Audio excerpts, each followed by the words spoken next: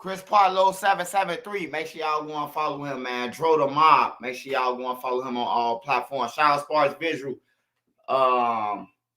Street Code. Make sure y'all go and follow Street Code, man. Shout out to Ray Cernaz. Shout out to King of My TV. Shout out to everybody, man. Hey, make sure y'all follow Sparks Visual, man, for them visuals. Hey, we got Duck music being previewed later on within the live, man. We're going to talk about the other topics, but we're going to play Duck song in the live, man. Shout out to Mama Duck and everybody else who on here, man. Let's get it started, though. Hey, my nigga Glock made this shit. Real Mod Squad shit. Whole lot of Mod Squad shit. Shout out Trenches News, nigga. Shout out NC. Shout out Lady Meaty. Shout out Spark. Shout out Queen. Shout out B. Shout out Nene.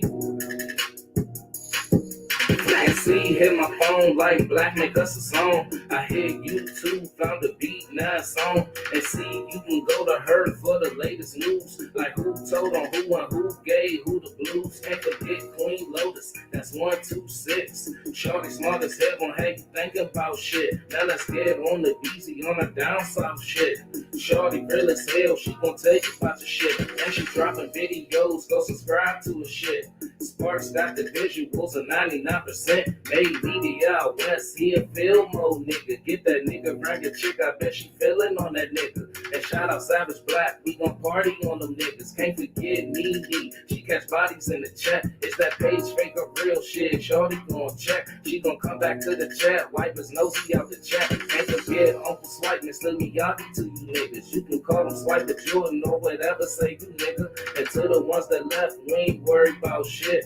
But make sure you like the video before you dip. Real Mod Squad shit, yeah. Real Mod Squad shit, yeah. Real Mod Squad shit, yeah. Make sure you like the video before you dip. Real Mod Squad shit, yeah. Real Mod Squad shit, yeah. Real Mod Squad shit, yeah. Make sure you like the video before you dip.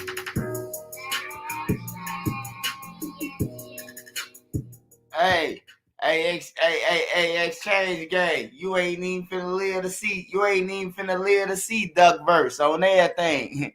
Ain't nothing funny but the money on everything. You wanna hear it? You finna hear it from the background, my boy. We don't play that, homie. Don't play that. Hey, shout out to Mama Duck. We gonna get straight into it, man. We gonna get straight into it. Make sure y'all smash that like button. Smash that like button. We gonna wait on a couple more with some people to get in here. Mama Duck on the live, man.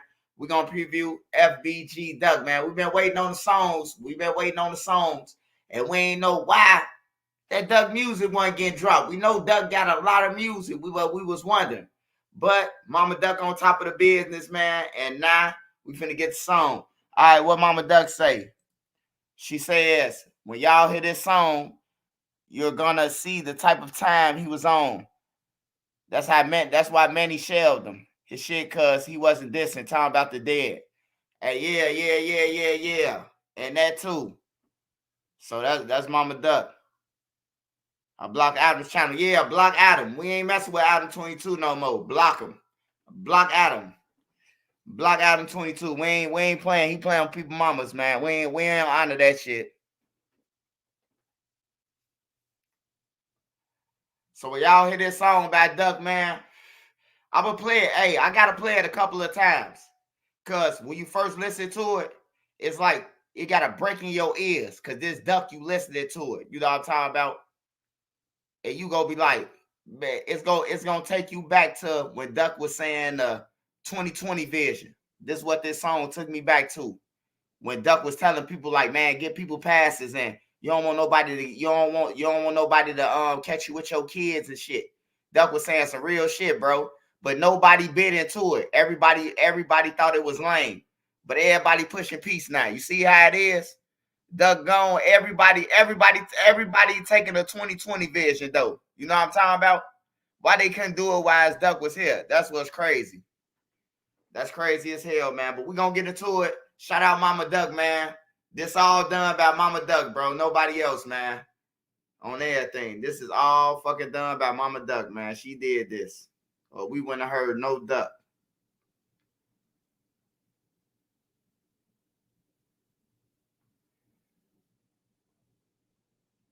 Y'all ready? Smash that like button.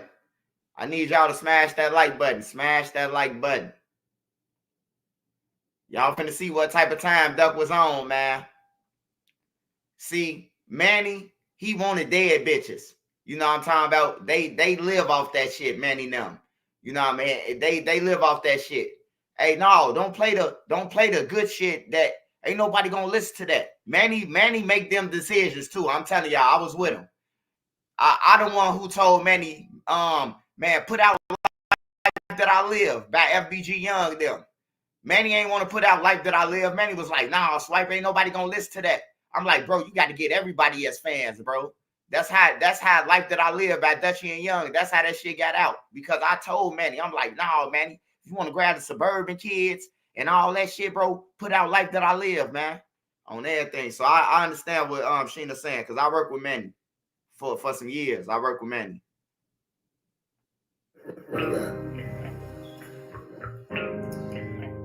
Yeah. You know, usually I tell y'all gang gangsters, potty train, all that shit that, you know.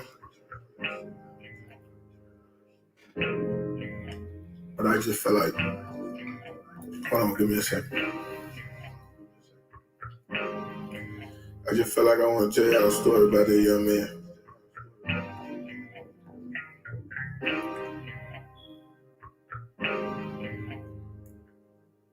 If you've been through it, you gonna know. I'm talking about you. Let me tell you a story about this young man whose life was all fine. Till the day he decided that he wanna go outside. Had a best friend, then one day his best friend died. Standing on the corner throwing gang signs. Home with gang members, he got gang ties. I don't think people really see the pain in his eyes. He might smile a lot, but they don't know how he feeling inside. He don't like to talk a lot, that's why he always quiet. Lately he just been to himself, but nobody know why. Niggas know that his homie just died. He was trying to grab it down and go slide. Homie say he tweaking, they not trying to drive. Cause he ain't give a fuck about who outside. Only thing he was thinking about was all them days and nights that he cried. All the damn time, murder on his mind. He done went and got himself a 4-5. Shooting was his fun, yeah, you can run, but where the fuck you gon' hide? 2 shootings happened in the same day. They tried to say he did it bull time. He don't even know who to trust, cause his family told him most lies. Anybody try to tell you that they young man a pussy, then they all lie. Let me tell you a story about this young man whose life was all fine. Till the day he decided that he wanna go outside. Had a best friend, then one day his best friend died. Standing on the corner throwing gang signs. Home with gang members, he got gang ties. I don't think people really see the pain in his eyes. He might smile a lot, but they don't know how he feeling inside. He don't like to talk a lot, that's why he always quiet. Lately he just been to himself, but nobody know why. He done been shot a few times before, but it just want this young man time. Ain't he from a city where you gotta keep it going, cause too many young men die. Kill, kill, kill, kill, kill, kill. Only thing in this young man eye. You know he gon' be rich, he could see the signs. Mama praying for him, hoping he survive. He done had too many dark nights, he just wanna see the sunshine. Every time he go to sleep, he had dreams of himself low nines. Know the story do not end with me telling y'all that this young man died. Cause word around that he did get rich, guess this young man turned out fine. Let me tell you a story about this young man whose life was all fine. Till the day he decided that he wanna go outside. Had a best friend, then one day his best friend died. Standing on the corner throwing gang signs. Home with gang members, he got gang ties. I don't think people really see the pain in his eyes. He might smile a lot, but they don't know how he feeling inside. He don't like to talk a lot, that's why he always quiet. Lately he just been to himself, but nobody know why.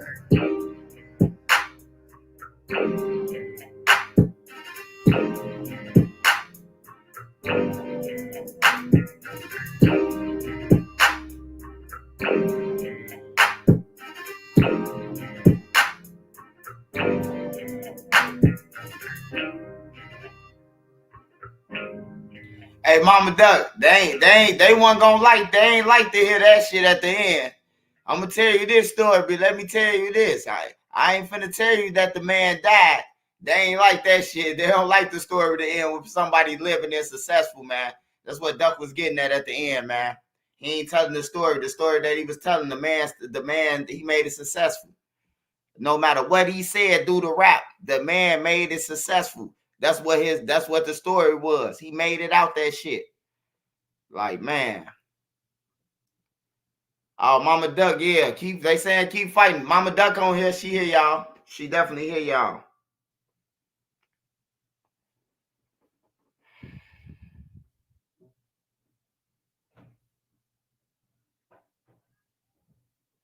Yeah, thank Mama Duck for that one. Definitely thank Mama Duck for that one, man. I was listening to it all day. I'm talking about all day, non-stop, man. On some real shit. Cause I know how talented he is. Being in the studio when he making all them songs. And I was in the studio, he making hits.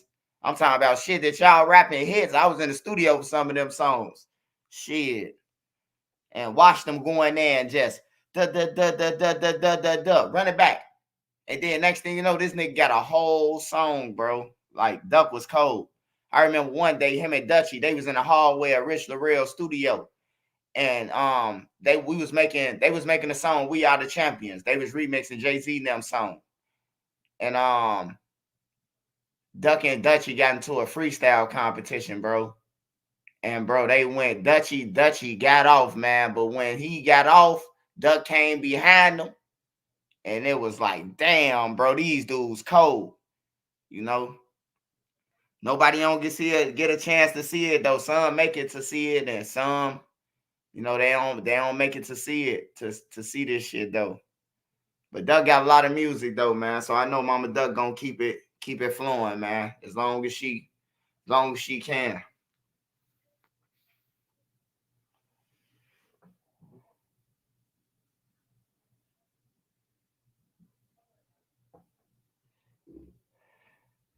Yeah, I'm gonna play it throughout the live, man. It's the first Duck song, man. We gotta get it to you. Yeah. People don't like that though. Them record labels, they don't like that shit though. When the story ended and the guy ain't die. The guy made it through it. They like, fuck that. You definitely gotta shelf that to the record label. They want to hear dead bitches. They want to hear something. They want to hear the shit that they know that's gonna start some shit. Hey, it ain't even gotta be that Duck released that shit. They released it because they know, because they like, fuck it, bro. This was gonna sell. Or you gotta do it because this was gonna sell. They ain't going for that, you know. And if you on a contract with some people, you gotta fulfill that damn contract. I know to the fans, you be like, oh man, he made this song. Shit, once they give you money, man, you gotta go with that, whatever they talking about. And they the label. So hell yeah, I'm gonna play that song throughout the live though. If y'all just jump. Matter of fact, man, Duck the GOAT, man. Number 3, he the GOAT, man. It's the president, the rap father, man. I'm gonna give it to y'all one more time. Smash that like button, and then we're gonna go with the stories, and then we're gonna get back into it. Shout out Mama Duck. Make sure y'all go and follow Mama Duck channel. You know, usually I tell y'all gang since probably try all that shit that, you know. But I just felt like, hold on, give me a second. I just felt like I want to tell y'all a story about that young man.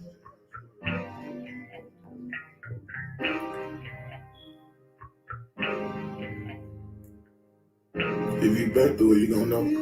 I'm talking about you. Let me tell you a story about this young man whose life was all fine. Till the day he decided that he wanna go outside. Had a best friend, then one day his best friend died. Standing on the corner throwing gang signs. Home with gang members, he got gang ties. I don't think people really see the pain in his eyes. He might smile a lot, but they don't know how he feeling inside. He don't like to talk a lot, that's why he always quiet.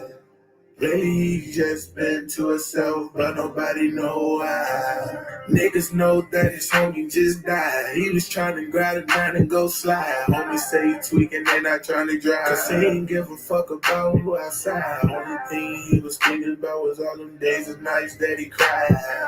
All the damn time, murder on his mind. He done went and got himself a 4-5. Shooting was his fun, yeah, you can run, but where the fuck you gon' hide? 2 shootings happened in the same day. They tried to say he did it bull time. He don't even know who to trust, cause his family told him most lies. Anybody try to tell you that they young and a pussy, then they all lie. Let me tell you a story about this young man whose life was all fine. Till the day he decided that he wanna go outside. Had a best friend, then one day his best friend died. Standing on the corner throwing gang signs. Home with gang members, he got gang ties. I don't think people really see the pain in his eyes. He might smile a lot, but they don't know how he feeling inside. He don't like to talk a lot, that's why he always quiet. Lately he just been to himself, but nobody know why. He done been shot a few times before, but it just want this young man time. And he from a city where you gotta keep a gun, cause too many young men die. Kill, kill, kill, kill, kill, kill. Only thing in this young man eye. You know he gon' be rich, he could see the signs. Mama praying for him, hoping he survive. He done had too many dark nights, he just wanna see the sunshine. Every time he go to sleep, he had dreams of himself low nines. No, the story do not end with me telling y'all that this young man died. Cause word around that he did get rich, guess this young man turned out fine. Let me tell you a story about this young man whose life was all fine. Till the day he decided that he wanna go outside. Had a best friend, then one day his best friend died. Standing on the corner throwing gang signs. Home with gang members, he got gang ties. I don't think people really see the pain in his eyes. He might smile a lot, but they don't know how he feeling inside. He don't like to talk a lot, that's why he always quiet. Lately he just been to himself, but nobody know why.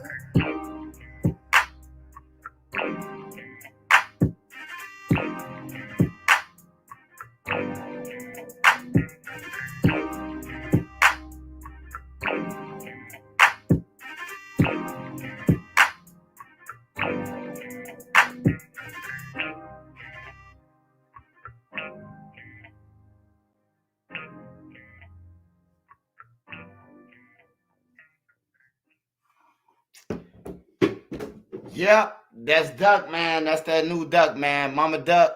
Hey, Mama Duck, when we can expect the album and more Duck music. I'm gonna play that song throughout the live just in case y'all jump on the new people. I'm gonna play it every now and then once we go through segments and stuff like that. But yeah, shout out to Duck, man. He was talented, bro. Like for real. He was one of the ones that was talented, bro. That ain't need no dead bitches or none of that, bro. That's how cold he is. He ain't need that shit, bro. But when you around people and they like, oh man, you rapping that way. Hey, y'all see the video when they ask Cash about what he think about dead bitches. You know what I'm saying? And like Cash words would even told it all. Like, nah, bro, like, yeah, that's cool for him. That's cool for him doing it. But you know what I'm saying? Like, don't know, like they don't want to hear that shit. They want you to go back and forth and go back and forth and go back and forth. You know, but I'm glad that Mama Duck got them songs. Shit. No disrespect, but Manny, what the fuck you had going on, Mo? That's a banger. Yeah, man, Manny don't know how to pick out no music, man. That's why his kids ain't gonna get no damn deals. If they do sign them, they gonna sign their ass for 2 Snicker bars and a bag of hot crunch curls. and a 50-cent juice. That's all the fuck they getting signed for, man. They ain't signing them niggas for no motherfucking millions of dollars. They ain't no duck.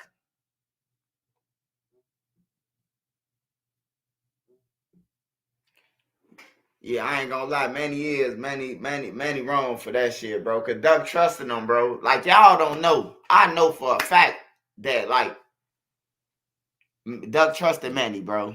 He trusted Manny, bro. Like, and when I say trusted Manny, he trusted Manny to make the best decision for him, bro. On some real shit.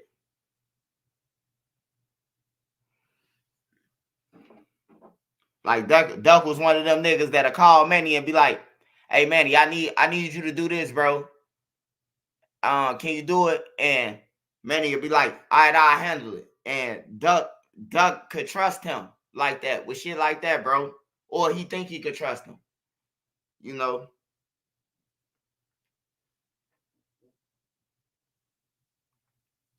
Yeah, and then he don't know the business. Like, he don't know the business, bro. He comes straight out of West Bumblefuck being a manager, bro. Like, for real. He comes straight out of West Bumblefuck being a manager.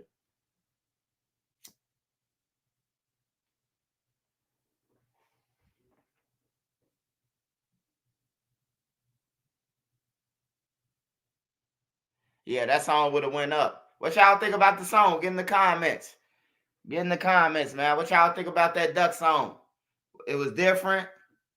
Was it the same? Did you not understand it? Did you understand what he was saying? Like, I know you got to listen to it over and over. Y'all might have to rewind it and listen to it some more. Cause when I first heard it, I had to go through it 3-4 times.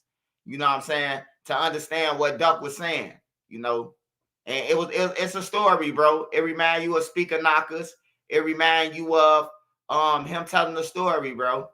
It reminds you of a Speaker Knocker story. Some shit Speaker Knockers used to do, you know. So yeah, I'm gonna play it. I want to wait till some old people get on here. I want to wait till some old people. Hey, make sure y'all go and follow Mama Duck, man, because Mama Duck, can't nobody tell you about their son like his mama, bro. So she know all what's going on. So make sure y'all go and subscribe to Mama Duck channel. Well, it ain't her name ain't Mama Duck on that channel. You know, they striking her page and shit. They hating on the motherfucker, bro. She done had 3 pages that got took in the last year and a half, 2 years. Like, why you hating on somebody mama, bro? Like, if anybody mama, I don't give a fuck who it is. Anybody mama, bro, I ain't gonna never say nothing to them. When I speak on Vaughn, I speak on Vaughn because I know him. You know what I'm saying? Ain't got nothing to do with his mama. You know, ain't got shit to do with her. I ain't gonna disrespect her, none of that.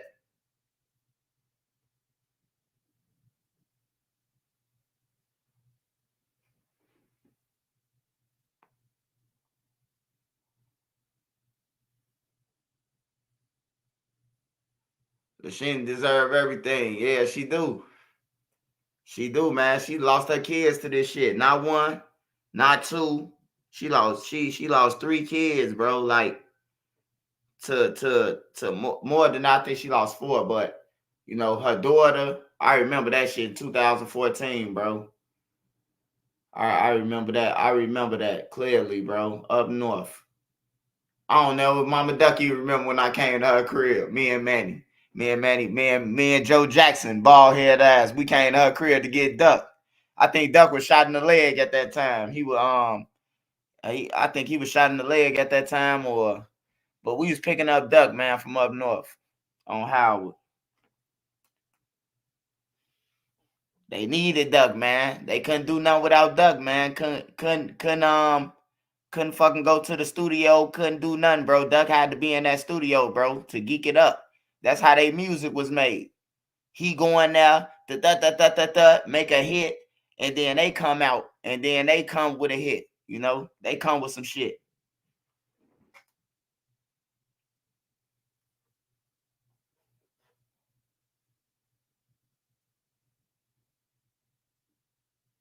From the Heart, drop it soon. Mama Duck says called From the Heart, From the Heart. Mama Duck, we can't wait. We been showed wait. We been showed wait, man.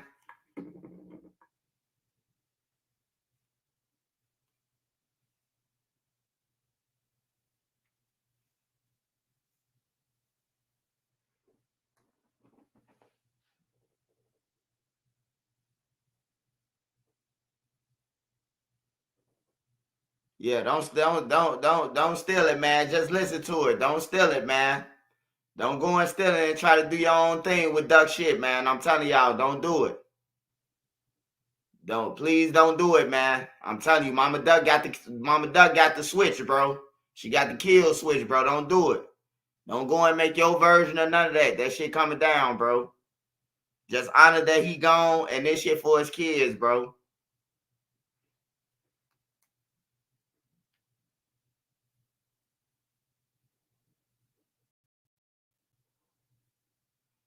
Yeah, because I'm tired of hearing that. I'm tired of hearing that. Bouncing out, jumping out. I just got into it with my brother. My brother 6 years older than me, my older brother. He's 6 years older than me, man. And I couldn't get. This nigga said, Vaughn, the hottest in the city. I said, who? He said, Vaughn off 1700. I said, man, you got to be motherfucking kidding me, man. He said, man, hey, everybody listens to Vaughn in the city. I said, God damn, bro. You telling me, bro, you listening to a nigga who talking about bouncing out and shooting a nigga in the head and the neck every verse, every song? Like, I'm like, what the fuck, man? Like, I couldn't believe my brother said some shit like that, bro. Like, is you crazy, bro?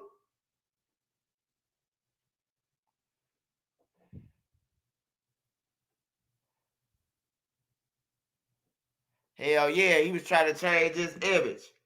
And you know what, man? Hey, look, don't try to remix it. Don't try to do none of that, man. I'm telling you, Baba Duck, go hit that kill switch, bro. On some real shit. Don't try to do it. Just honor that Duck is gone, man. We trying to promote his album so his album could do something so Mama Duck can feed her grandkids, man. On everything. Mama Duck got grandkids that she got. She got grandkids. She Brick got kids. And Duck got kids, bro. And plus her other grandkids, bro. On some real shit. Not only do she got Duck folk, but she got Brick got 2, 3, 2. Brick got 2. And shit. That's his grandkids. What they did, he's gone. Probably more though. Shit, I don't know. Brick a motherfucker, man. Brick have been to hit your girl, goddamn it, and slid out the back door. You come in talking about hi, honey, and kiss her, man. Like that boy was crazy, man. That was my boy. Right. Yeah. You know, usually I tell y'all gang, six party tray, all that shit that, you know. But I just felt like, hold on, give me a second. I just felt like I want to tell y'all a story about that young man.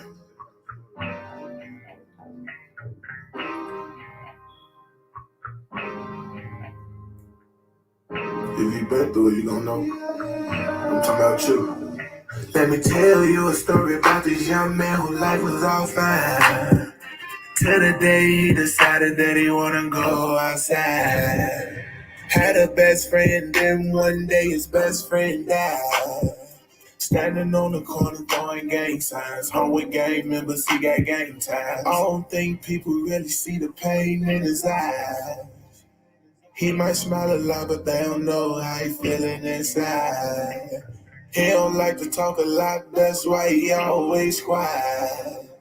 Lately he just been to himself, but nobody know why. Niggas know that his homie just died. He was trying to grab a nine and go slide. Homie say he tweaking, they not trying to drive. Cause he ain't give a fuck about who outside. Only thing he was thinking about was all them days and nights that he cried. All the damn time murder on his mind. He did when he got himself a 4-5. Shooting was his fun, yeah, you can run, but where the fuck you gon' hide? 2 shootings happened in the same day. They tried to say he did it bull time. He don't even know who to trust, cause his family told him most lies. Anybody try to tell you that they young men a pussy, then they all lie. Let me tell you a story about this young man whose life was all fine. Till the day he decided that he wanna go outside. Had a best friend, then one day his best friend died. Standing on the corner throwing gang signs. Home with gang members, he got gang ties. I don't think people really see the pain in his eyes. He might smile a lot, but they don't know how he feeling inside. He don't like to talk a lot, that's why he always quiet. Lately he just been to himself, but nobody know why. He done been shot a few times before, but it just want this young man time. And he from a city where you gotta keep a gun, cause too many young men die. Kill, kill, kill, kill, kill, kill. Only thing in this young man eyes. He know he gon' be rich, he could see the signs. Mama praying for him, hoping he survive. He done had too many dark nights, he just wanna see the sunshine. Every time you go to sleep, he had dreams of himself low nines. Know the story do not end with me telling y'all that this young man died. Cause word around that he did get rich, guess this young man turned out fine. Let me tell you a story about this young man whose life was all fine. Till the day he decided that he wanna go outside. Had a best friend, then one day his best friend died. Standing on the corner throwing gang signs. Home with gang members, he got gang ties. I don't think people really see the pain in his eyes. He might smile a lot, but they don't know how he feeling inside. He don't like to talk a lot, that's why he always quiet.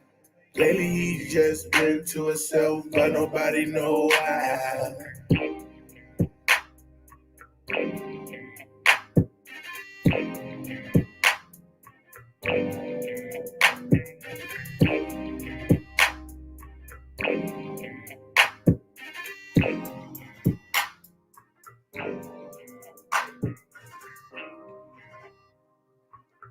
Yeah, he was gonna be a problem, bro.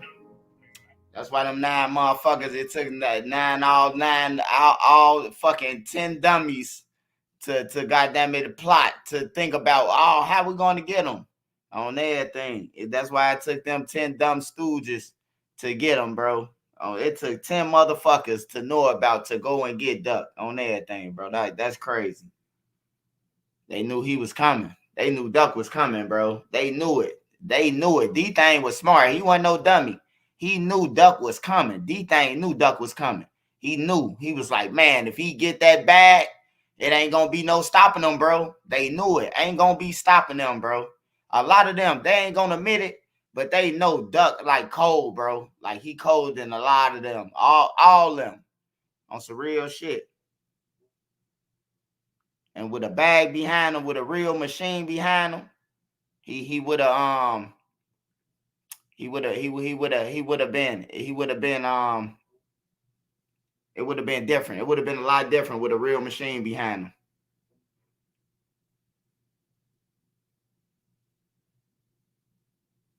Yeah, he was almost there, man. He was almost there, bro. Almost. I was listening to this video with Manny, man. And I was listening to it, man. I was reviewing it with my big brother, man. And it was a video, man, with the crackhead dude, asking them questions about him stealing Doug money, man. And I just want to let you know, Manny, if you listening to this, man, them numbers don't add up what you talking about, man. You talking about the label told you to take 20%, the management fee and all that shit. It don't add up to what you would get for 20%, bro. On everything. That means you overpaid yourself if you was supposed to get 20%. Let's just start there if you want to do the math, brother. And then, like, it's just foul ball, man. It's just foul ball, man. I hope Mama Duck get everything. I hope Mama Duck own Clout Boys, bro. On some real shit. I hope she take the whole Clout Boy label. I ain't gonna lie. She'll do more with it than you doing.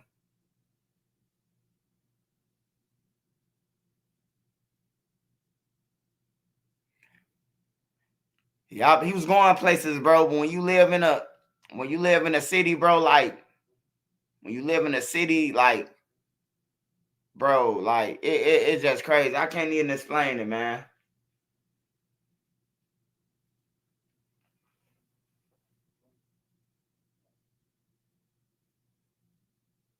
Yeah, they had to.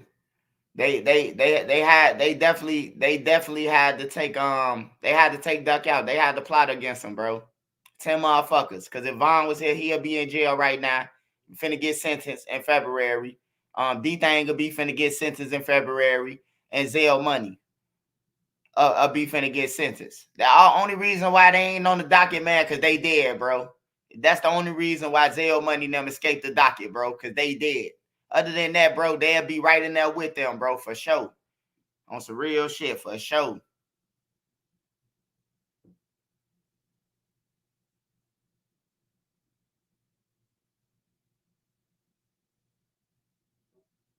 Yeah, and then when niggas get on, they don't even use their money to further their career, bro. They worry about going back and buying guns for the block and shit, bro. Like, nah, bro, you gotta level up, man.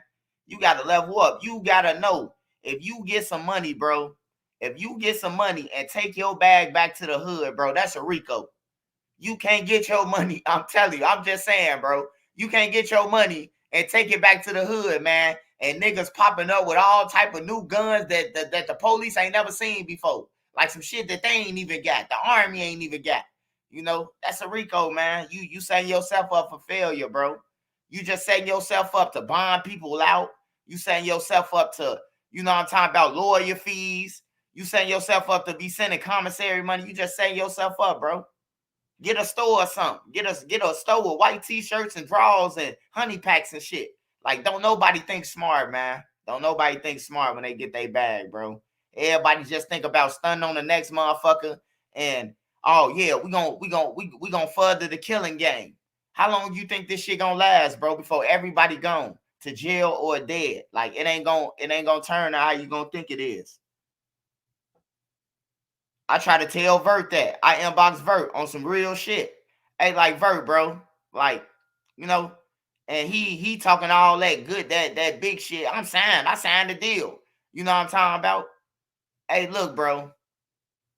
You ain't you what they signed you for? Some crackhead shit? I see him bagging Trap Lord Ross right now for $500. Yeah, it's a Trap Lord Ross for $500 right now. You know what I'm talking about? Like, come on, man, y'all ass broke. It look good. It look good when you got a booster that live with you, or you got a booster that's one of your girlfriends. So of course they boosting all the clothes. You know what I'm talking about? Weed and lean come free from people who just want to hang around you. Like their whole lifestyle is free, man. It look good, but them niggas broke, bro. It look good, man. It look good. And then when you zoom in on the money, it might be Barack Obama on a $100 bill, bro. Like, don't be fooled. And that's to the kids, man. Don't be blinded by the light, man. Don't be blinded by the light. Because if we get a real jeweler to come in and take off their chains, they're going to be like, that's fake. They don't want Johnny Dang. They don't want to be in the same room Johnny Dang in, Vert now, and Q50 now. He going to be like, man, that shit is fake. I'm telling you, Johnny Dang gonna get on their ass, man. Let them know that shit fake, bro. Niggas out here, it look good to the kids, man. It look good. I know it look good. They got money. They got views. Hey, bro, they paying for them views too, man. Them views ain't authentic, man. They playing for them views. All you got to do is sit there and watch how the views going up, bro. Just sit there and watch, bro. They buying views, man. On some real shit, they buying views, man. I just seen Q50. Yeah, Brick got 3 kids. I just seen Q50, bro. His video went from, goddamn it, soon he uploaded 3,000 views to, goddamn it, 10,000. I'm like, hell nah, bro. Like, yeah, I know the game, bro. We done did it on some of the Clout Boy videos, man. Some of Young them videos. We done brought views, bro. I know the game of buying views, bro. On some real shit. It don't add up, though. It never add up when you buy that shit, bro. I wish 50 Cent would have signed Duck. Yeah, I wish 50 Cent would have came in way before, too. Instead of making a little documentary about Duck. I wish he could have came in and, you know, did something with Duck. But it's all good. Masonic on the rise out here. Yeah. They making it look good. That shit fake. Just like the watches that Bloodhound them had that they took for Lil Jeff. Them watches was fake, man. I told y'all. Them watches was fake, bro. Lil Jeff running around this bitch talking about somebody took his watches and he worried about some fake watches the whole time. Yeah, they paying for views, man. Views and streams, bro. I know this for a fact. We did it for one of the Clout Boys video, man. We put that motherfucker to like 800. No, we put it to like 500K. 500K views we paid for.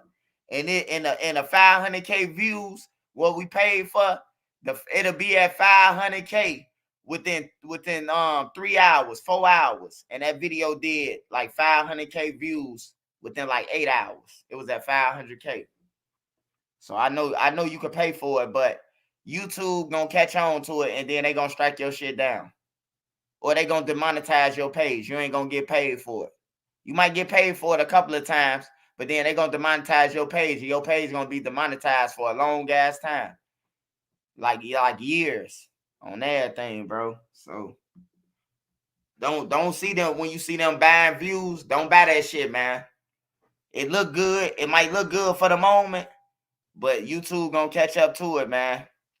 On some real shit.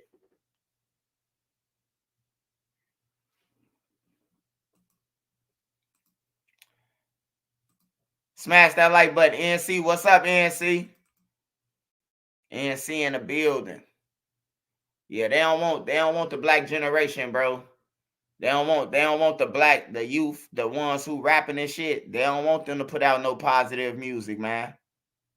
They paying motherfuckers. NBA Youngboy. Who said that? NBA Youngboy or Lil Durk? They try to pay Youngboy and Lil Durk to go at each other, to make an album about each other or some shit. Like they really be on that type of time, man. Adam 22 type shit.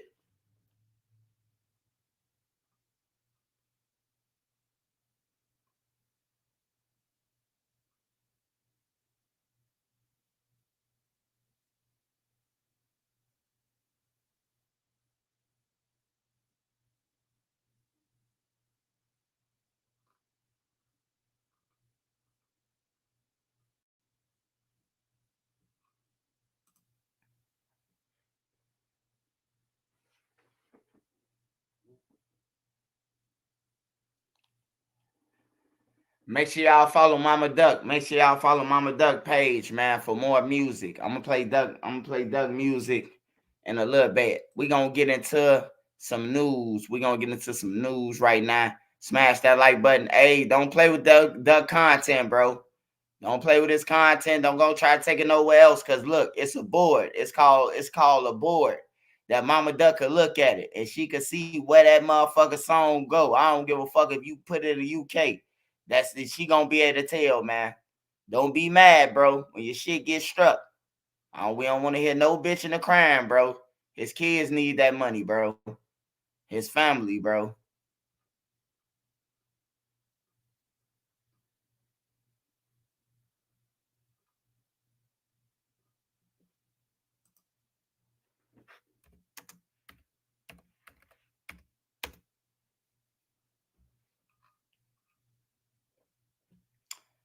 All right, so we're gonna get into the latest with the Diddy.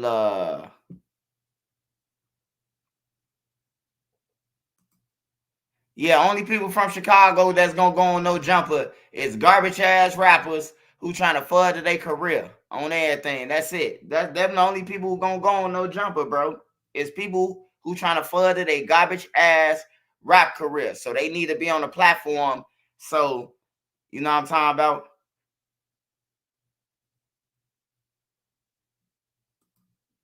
Yeah, them the only people that's gonna go on that motherfucker. And then they don't even get paid. That's the crazy part about it, though. Adam don't even be trying to pay them. Only certain people get paid, bro. Only certain people, they want that bag. They tell Adam. I remember when Adam them called me. Motherfucking lady say, I charge 7,500. She say, oh no, this no jumper. We don't pay. I hung up on her ass. She called back like, excuse me, something's wrong with your phone. I say, hey, I'm Trench's News, man. I make this shit in my sleep. She was like, all right, I'm gonna get back to Adam. come back from Adam. Adam said he can give you a plane ticket and 1,000, man. You got me fucked up, man. I ain't coming. Click. Adam came through. Hey, Adam came through himself on everything. I got the money. Like, don't try to play me, bro. Like, they'll try to play you, bro. They'll try to play you, man, if you let them, bro. They'll try to play you like a motherfucker. Tommy G tried me. Tommy G say, oh, man, Trenches News, I heard about you, bro. I want you to get on my channel. And I seen that it's trying to do millions of views. I say, hey, I need this. He say, oh, I don't pay people. I say, I ain't going to be on your channel then. Or Vice or none of that shit. I ain't going on no Vice for free. No Tommy G for free. No, none of that for free. Some real shit. You got a big platform. I need 10K. I don't even want to do no interview. I interview my fucking self if I got to. If I go on your channel for 500 and you finna make $60,000, $70,000 off my content, hell no.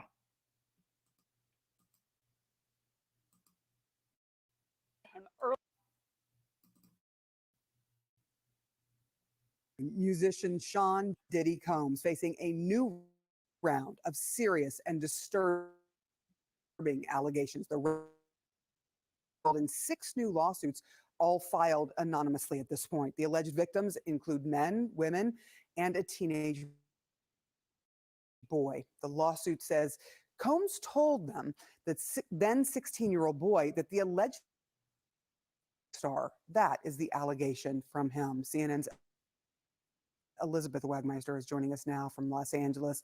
What more can you tell us about what is in these lawsuits? And at this point, we don't know the names of those who are making these accusations. That is correct. These were all filed anonymously as either Jane Does or John Does. There are 4 male accusers who filed as John Does, and there are 2 female accusers who filed as 5 to 2021. There are a lot of similarities throughout these lawsuits. All of the accusers are alleging that they were sexually assaulted by Combs, and half of the accusers alleged that they were drugged. Now, you mentioned that one of these accusers alleges that he was a minor at the time. He says that he was 16 years old. As you said, that Combs allegedly told him that this was a way to break into the industry when he sexually assaulted him at a white party. I want to walk you through some of the other lawsuits. One female accuser alleges that she was 19 years old at the time. She was a college student. Another woman says that she was raped at a party in 1995 for a music video. I want to read you part of her lawsuit. It says, quote, when plaintiff attempted to pull away, he violently struck her, slamming her head against the wall and causing her to fall to the floor. Disoriented and in pain, plaintiff. That sound like what he did to the other girl, ain't it? Man, Puffy fucked, man. He fucked. I ain't gonna lie. This 2024, man. He fucked, man. He fucked, though, on everything. He fucked. I hope he enjoyed all them lobsters. Well, he's still gonna be able to get lobsters and steak in prison and shit. He rich. He got people rich, but ain't nothing like your freedom, man. Tried to escape, but Combs hit her again, making it nearly impossible for her to move. That is when she alleges that she was raped. The most recent accusation coming from a man who says that in 2021 that he was actually flown out by Combs's businesses and transported from the airport to a party in New York. That is where he said that he was drugged and then that he claims that he was sodomized. So very graphic details in all of these lawsuits. Now, you may remember that earlier this month, an attorney from Houston named Tony Busby, he came forward in a press conference. He said that he was representing at least 120 new accusers, that he planned to file lawsuits for all of them. These are the 6 first lawsuits to come from this attorney, so they are all represented by him. Now, I spoke to him earlier this month about the lawsuits that he said would be coming. Let's take a look at what he told me about some of those similar accusations. The white party comes up quite often, but there's a lot of partying going on. Album release parties, after parties, club parties, parties after club. I mean, you name it. These were people that were there that were allegedly drugged and then allegedly raped, passed around, woke up the next morning with just completely clueless about what had happened to them and just in utter shock and injured even. Now, when I spoke to that attorney, he told me that he did intend to file lawsuits for all of his 120 clients that he says that he is representing, Sarah. Has Combs or his attorneys responded to any of the allegations in these new lawsuits yet? Yes, I obtained a statement from his attorneys yesterday. They say that that attorney is simply looking for publicity.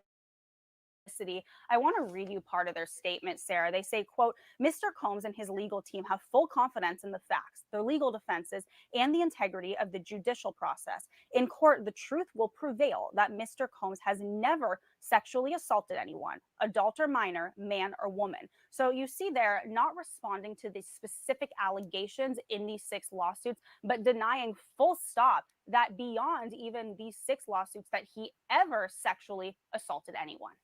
Elizabeth Wagmeister, thank you so much for keeping us updated on this ongoing story with more lawsuits against Sean Diddy Combs. Appreciate it. I'm joined by our CNN senior legal analyst and former assistant U.S. attorney Ellie Honig. Some of these go back to the 1990s, but this is the first time he's been accused of something with a minor. Can you just put this in context of what it means for prosecutors here and what this looks like? So this is only trouble for Sean Combs because prosecutors look for this kind of thing. We look for media reports. We look for civil lawsuits as a way to find new victims in cases like this. So I promise you, the prosecutors on this case are reaching out to the lawyers for these 6 new alleged victims, and they're going to start vetting them. And if any of these victims prove out to be credible and corroborated, they're going to be added to this indictment. If we see a new indictment, and prosecutors are just trying to build their case here, they have this much more ammunition that they can look into using now. So we could very easily see this being added to that indictment. Happens all the time. In sex assault cases, especially where you have a mass victim case. Is that a superseding indictment? Exactly. What is that? You got the terminology, yes, a superseding indictment. But this happens in sex trafficking cases. I did a case once where we started off with 70-some victims, and when word got out, we did a big splashy press release. We found a couple dozen more because there's comfort in numbers, right? Think about if, God forbid, if you or someone you knew was a victim and you found out other people are coming forward, it makes it easier for others to come forward. So I do expect this case to grow. Well, it makes me think of when Diddy was first charged, we had his attorney, Mark Agnifilo, here on The Source. We were talking to him because in the indictment, it said 50 victims and witnesses. And obviously that's a massive number. He argued to me, he thought it was 49 witnesses, 1 victim. Yeah. I mean, you were skeptical of that then. I was very dubious then. Now I'm certain that that's wrong. First of all, the indictment says victims, plural. Second of all, I promise you that prosecutors are already in touch with at least the lawyers for these 6 new people, and they're going to check them out and see. And by the way, you have to be careful when you're a prosecutor with civil suits because they can be a good source of leads. But remember, these are people who are now asking for money. We've already seen comments from Sean Combs' lawyer saying, oh, they're just looking for a payday. So you have to be extra careful and make sure that you can not just believe them, but corroborate them. Can you back them up? Can you find other evidence that you can present to a jury and say they're telling the truth? And of course, he's denied all wrongdoing. But when you're looking into this, if something is legitimate and prosecutors do find something, we don't know. Obviously, these are anonymous people who are making these very serious allegations. How soon could those charges be added? Oh, you need to move very quickly. He's going to trial next May. Yeah, the trial's in May. And so prosecutors aren't going to want to blow up that trial date. I think they're going to want to get it in real quick. And by the way, some of these allegations, as you said, go back to 1995. People are probably wondering, well, isn't that beyond the statute of limitations? Usually it's 5 years. But the catch here is RICO, the racketeering charges, which prosecutors have brought. And racketeering can enable you as a prosecutor to charge conduct that goes way farther back than 5 years. So racketeering is a real powerful tool for prosecutors. I once charged a case involving conduct that went back to 1987 based on racketeering. So watch for prosecutors to use that here. Ellie, thank you. Thanks, Gabe. Musician Sean Diddy Combs. Yeah, Diddy, fuck, man. They got Diddy, they got Kanye.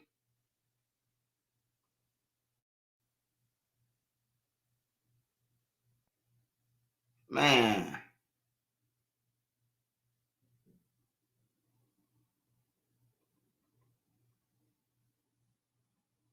Yeah, they shit flying.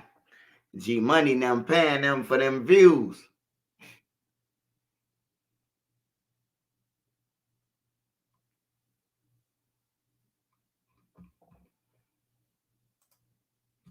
Let me see what story. I I call him Puff. I call him Puff sidekick, man. Puff sidekick. I know he going on the stand. People. So I definitely know Gene Deal gonna be up there. He was right there with him.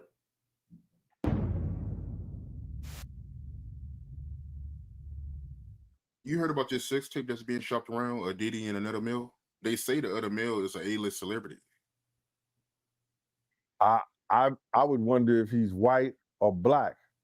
And if I'm looking at any black guys that are A-listers that's bigger than Diddy, there's only one that I could come up with. And there's a few I could come up with. Will Smith. He's bigger than Diddy. I would think Nick Cannon is bigger than Diddy. Whoa. Who else? Nick Cannon. Gene Deal on Will Smith, Justin Bieber, possibly in tape with Diddy, and revealed more tape exists. Hey, I don't know if y'all seen this shit, but it was some shit with dude from Good Burger and Nick Cannon, man. The girl, it was his baby mama, I think. It was the dude from Good Burger girl or his wife, whatever. And she said that she was coming home to check on him because he said he was sick. And when she walked in the house, man, she said Nick Cannon had on some pom-poms. It said Nick Cannon had on the cheerleader uniform, a UCLA cheerleader uniform, and he was dancing on top of the Good Burger dude, man, and he had on a skirt too. Y'all remember that shit? Hey, who seen that, man? Who seen that? What I'm talking about, man? The Good Burger dude. I don't know. No, not the fat one, the skinny one. Yeah, Kale wife said that. She came back and caught them, bro, double back. And caught Nick Cannon in a skirt. I promise you she said that. What's on the black that are black actors or black in the business that's an A-lister that's bigger than Diddy, that's black? That's hard to think.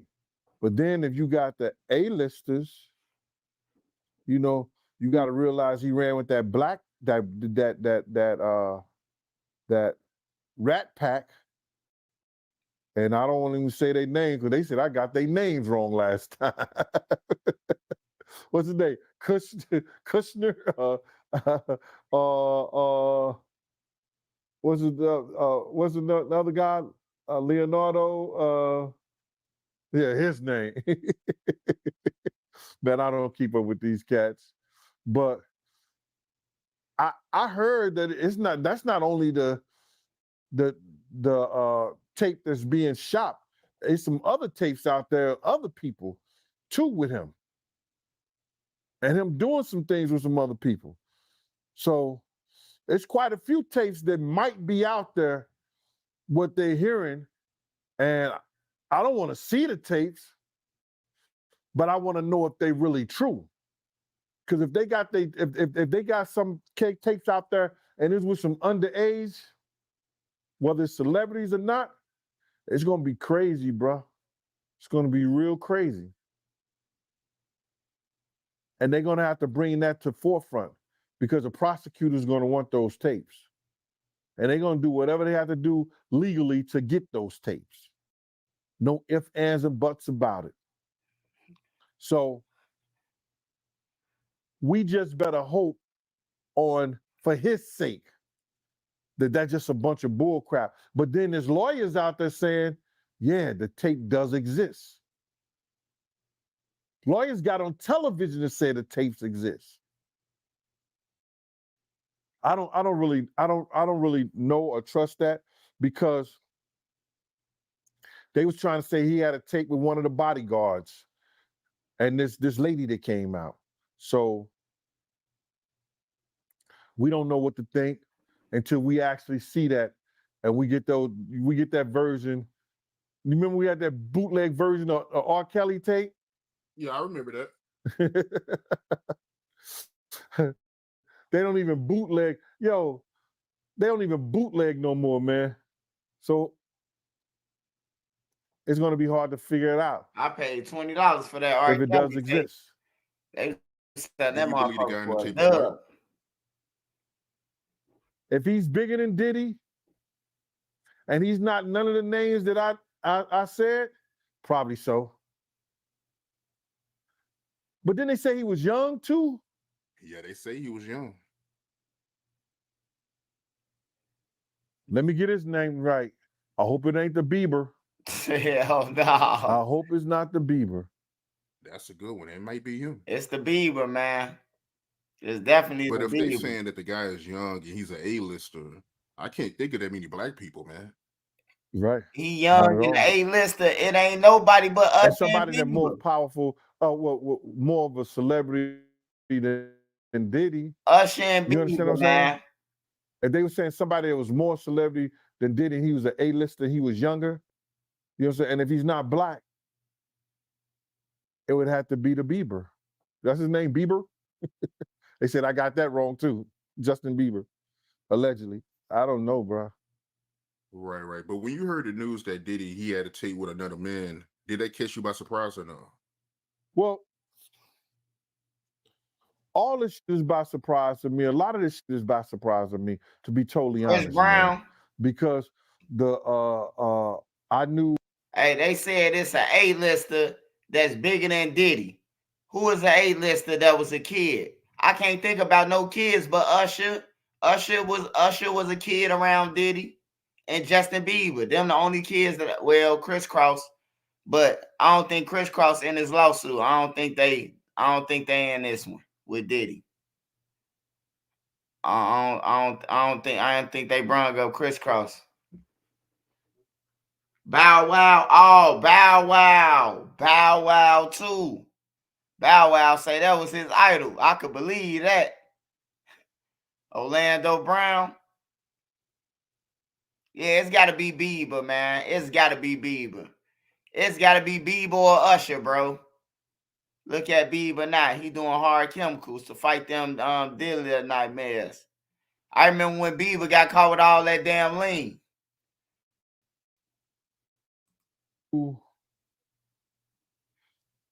Puff. I knew Puff Daddy. I knew Diddy before he was Love and Brother Love and back to Diddy. So, no, but the Diddler, he's the Diddler now. A lot of it's surprising, but it's not unheard. Hey, Smurf Toe. Hey, man. Hey, Smurf Toe. What evidence at, man? Lead me that way. Say he got caught with Odell Beckham. They said Drake got caught with Odell Beckham, man. He got caught in Drake house with him, man. Heard of, because you hear of all kinds of shit, and whether it registered with you or you internalize it or something like that, that's a whole nother story. But a lot of this stuff is crazy. But this is the world that we live in now, man. That these individuals thinks is all right. Bruh, when does it comes all right to be sitting there eating food off a naked woman? When did we start doing what they do? Let's keep it a buck. When did we start doing what they do? These guys is popping pills. These got Jay-Z dancing with a chick that's into cannibalism and supposed to be witchcraft and stuff like we are in our culture. And these guys that is out here selling it to us like it's all right. And it's not all right, bro. We got to get back to us and what hip hop was meant to be. Not what they want you to think it's supposed to be.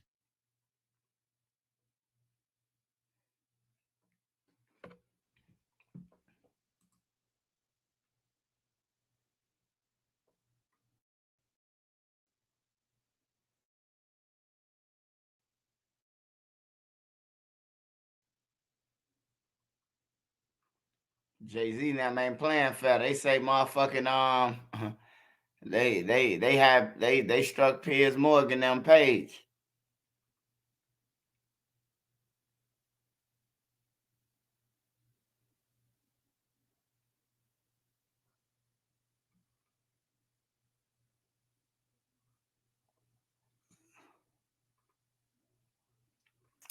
Man, I ain't know the man boss man D-Lo got robbed for real.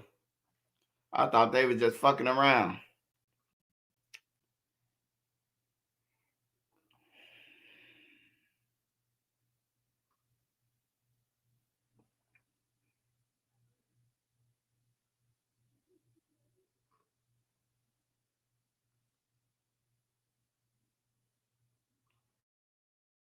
I don't even like listen to this dude, but where that shit go?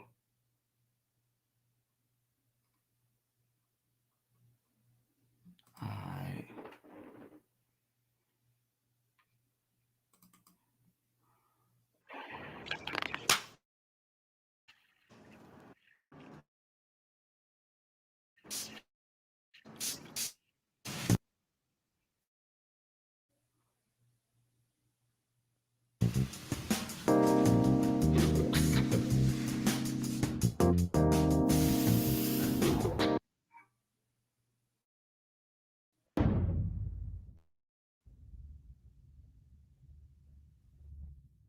Yeah, you might be right, man. That's a good point. But looking at everything that Diddy is going through right now, do you believe this is karma?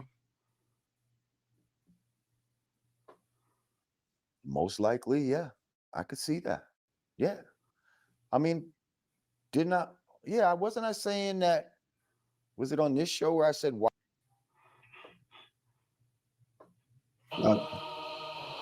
Live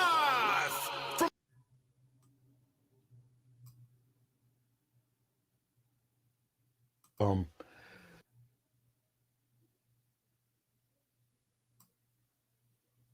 Like for you.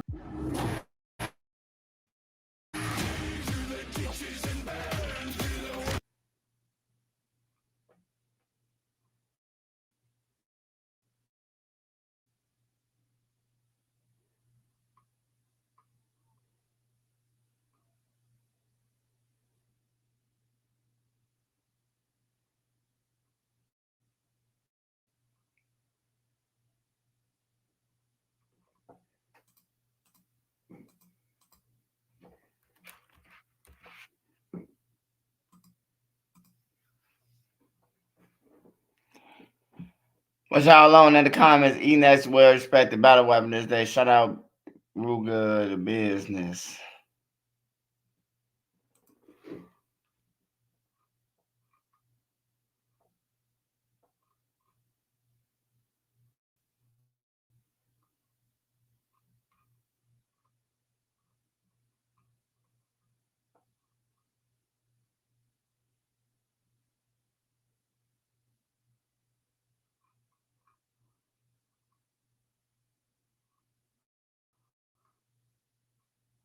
Guess they in the gangs just like the homies, huh?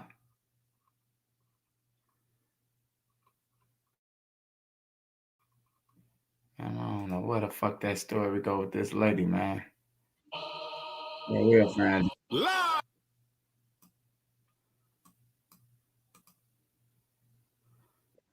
The opportunity. Hey, yeah, Puff Daddy ass need to be in jail, man.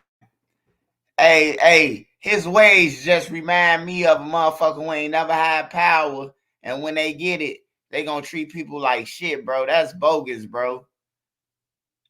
He said, motherfucker, Diddy had us in the room for 48 hours with no food. I would have left. I would have fucking left on everything. Hey, but see, some people want to stay for the bread. Some people need that bread, so they wouldn't have not eat for 2 days. You would damn near fall out with no food. Damn. You know, That's crazy, bro. Just imagine if he'll do you like that for a competition. What was he really doing to motherfuckers though, bro? Like, that's crazy, bro. Like, they free in the world. But they stayed. They chose to stay though, bro. I guess. You know this shit sounds. Yeah, Diddy made them sit in the room, and they sat in the room. Like they fucking they stayed there with no food for 48 hours, bro. That's some shit.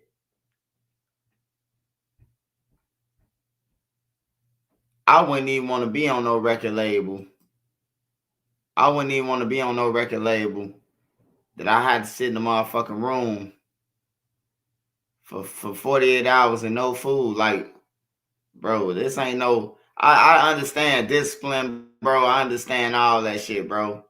But nah, you don't love me if you making me starve, bro. I'm already fucked up. I come from the streets. What the fuck I need to starve some more for?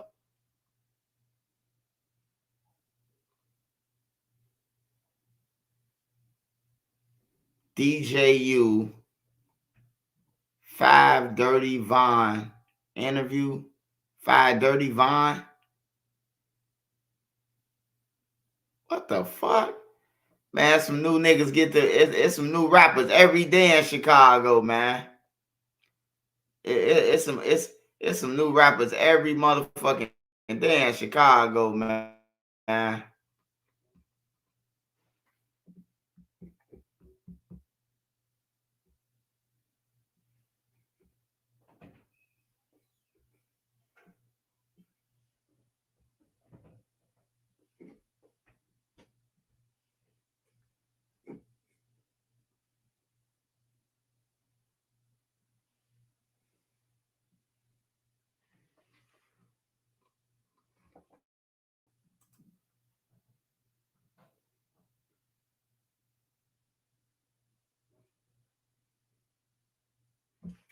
Oh yeah, all these guys. That's who they portraying.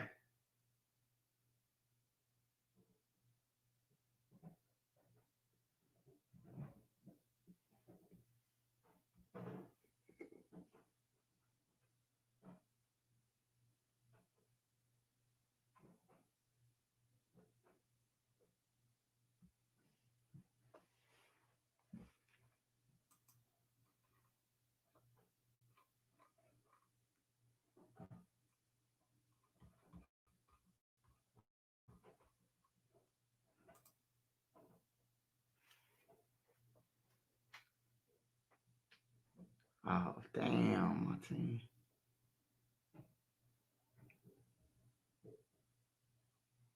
Nene, I need you to get to ESPN. Basketball is back on. Basketball is back on. Oh, we been hoodwinked, huh? I don't want to hear a nigga woofing at nobody black either, Tay Savage. Don't be woofing at your brothers, man.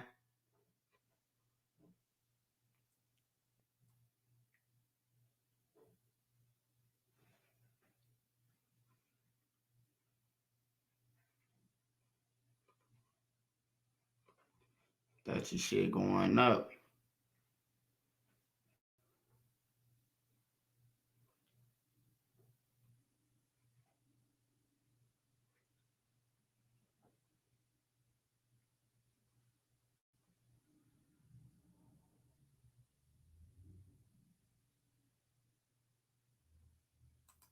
What the fuck?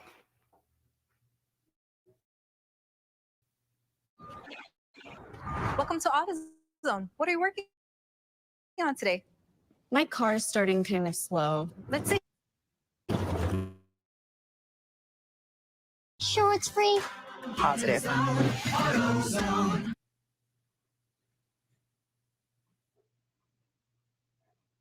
Hold on, bro.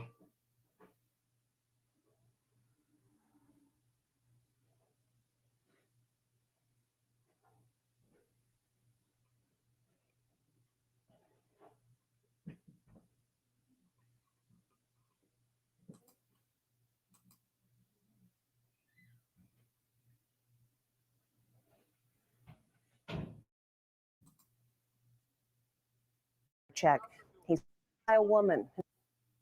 Hello, everybody, and thank you for joining us. We begin today with some shocking police body cam footage of an officer responding for a welfare check. He's confronted by a woman who's having a mental episode. She's wielding a knife, and it ends with the woman being fatally shot. Now we've learned she's 6'6" and played basketball for Georgetown University. Amber Cogliano reports on a story in which we warn you the video is intense. It begins with a knock on the door. An officer is doing a welfare check on the woman who lives in this apartment in Reston, Virginia. Hi, man. I'm Officer Lou. She slams the door shut. He knocks again. Little does he know that the woman behind the door is a former Georgetown basketball star, Sydney Wilson. She's 6'6". Can you talk to me real quick? Can you please talk to me? We just want to check on you. Make sure you're okay, that's all. The door suddenly flings open and Wilson slashes the officer in the face with a butcher knife. That's crazy, bro. Damn, bro. I can't even watch that shit, man.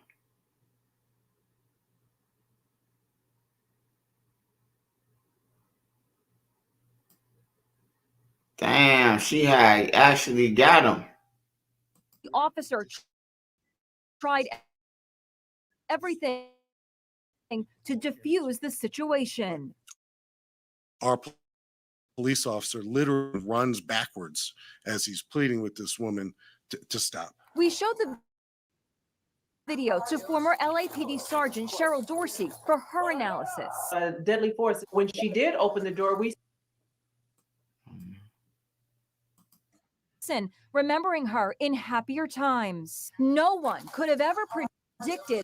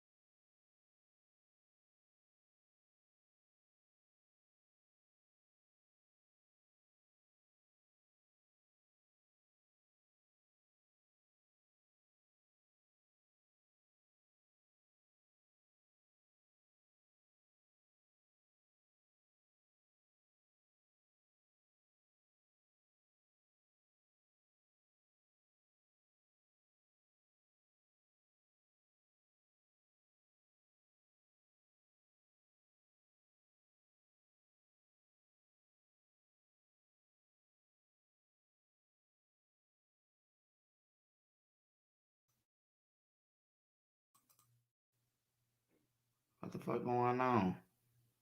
Oh.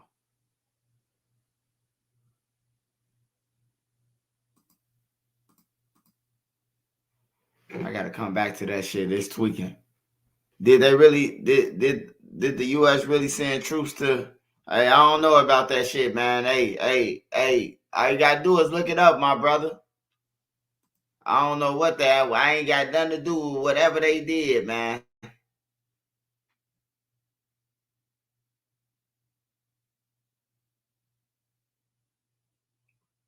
Gotta make them pay.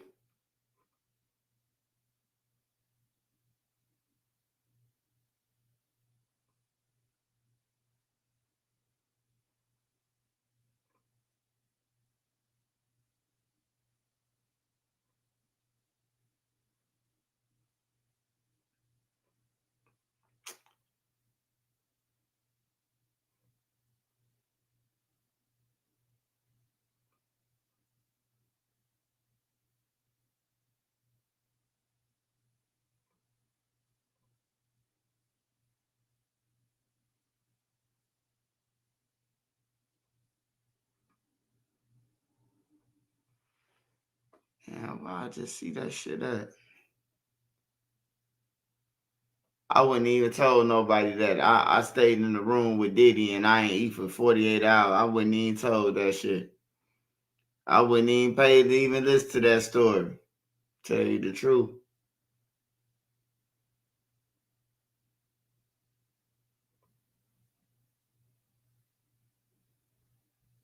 Damn, ball. Everybody leaving Chicago, bro.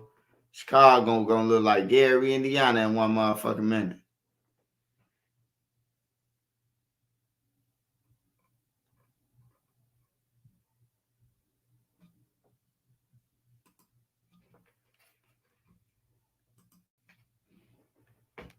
Where's it?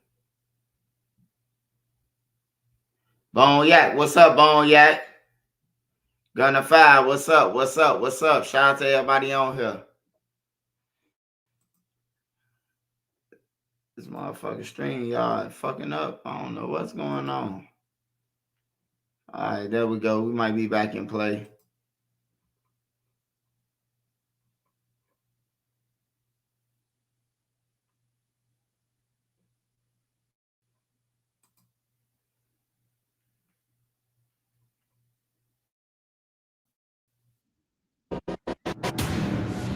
I see the devil stalking me.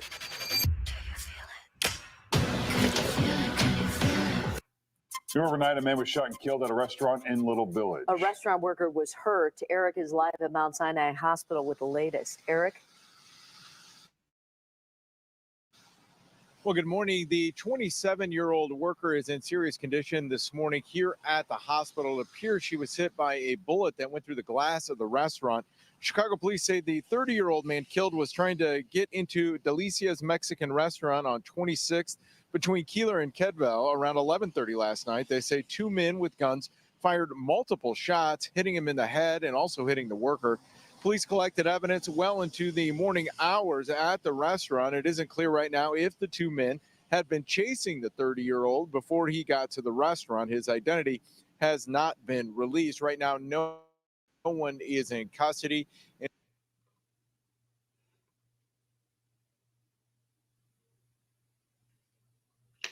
Better stay from over there.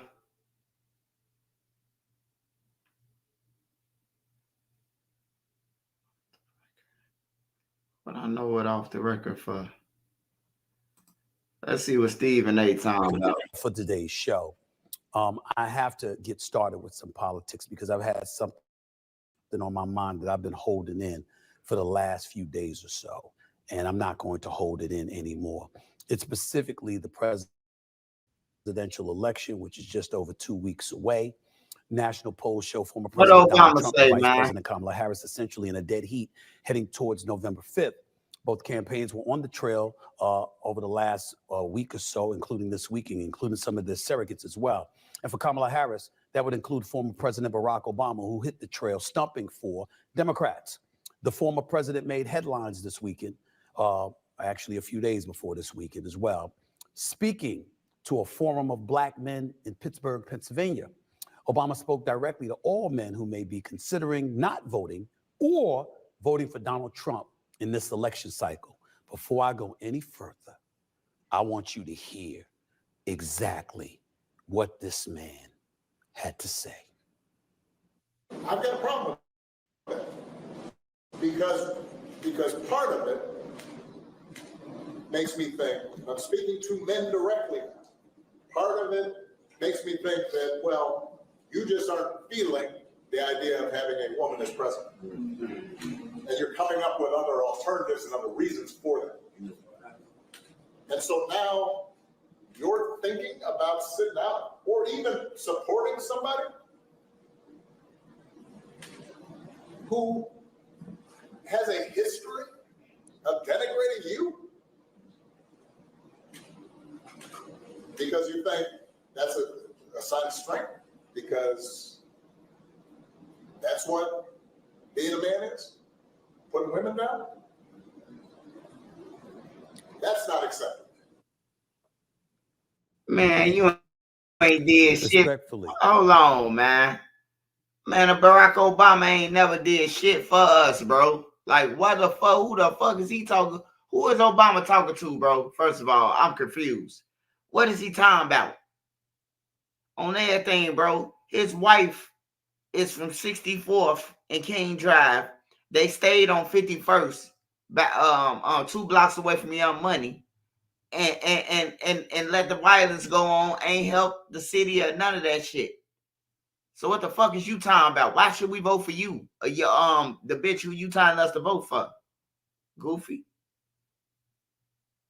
Yeah, Obama a straight goofy, man.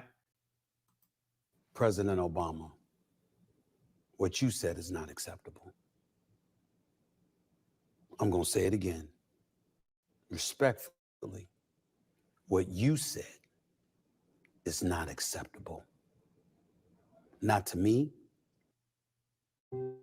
My love of agriculture? Yeah, he ain't started right for nobody. They be talking about Trump, bro. Obama, he ain't did shit. He the same color as us. If anything was gonna happen, you would have thought it was gonna happen while Obama was up in that motherfucker. He ain't did shit. here with my favorite teacher, Miss Kelly. Each time Save you a see nigga some free health care and a cell phone. Come on, man. Get the fuck on. Not to a host of black men out there who's not even thinking about voting for Donald Trump. What you said is unacceptable. I'll tell you why in a minute. Before I do that, I want to go to Khalil Thompson, co-founder and executive director of Win with Black Men, who responded to criticism of Obama's comments. Take a look at what he had to say here. Quote, I believe President Obama is speaking to a tangible, visceral understanding of what it means for all men to relate to women in America. Calling out misogyny is not wrong, end quote. To co-founder Khalil Thompson, you're wrong too. And what you said is unacceptable. You see, what you're missing is that you're basically accusing black men who come up with a reason to not support Kamala Harris as engaging in misogyny. Whatever happened to disagreeing without being disagreeable, President Obama? What happened to that? All of a sudden, we want to challenge men and our love and our affection as black men for black women. We want to bring that into question because we've got an election coming up and people may have the temerity to think differently than you. It's because she's a woman that she's in danger of losing this election? Didn't Hillary Clinton win the popular vote in 2016? Didn't she get over 2.8 million more votes than Donald Trump in the popular vote for the 2016 election? Last time I checked, she's a woman. Are we there sitting here and implying that black men would be more apropos to support a white woman than a black woman? Is that what we're saying? Is that what we're saying? It's a rhetorical question because it makes no sense to me. Before I go even further, let's hear more from Mr. Khalil Thompson himself. Quote, we're not a monolith. However, we are just like every other American in this country who wants a good paying job, that we can provide for our children and participate in their lives and the lives of our partner, that we can get them home safely, afford to go to the grocery store, save a little for retirement, and have a vacation. There is absolutely nothing wrong with that explanation, Khalil Thompson. Why didn't you say that from the jump?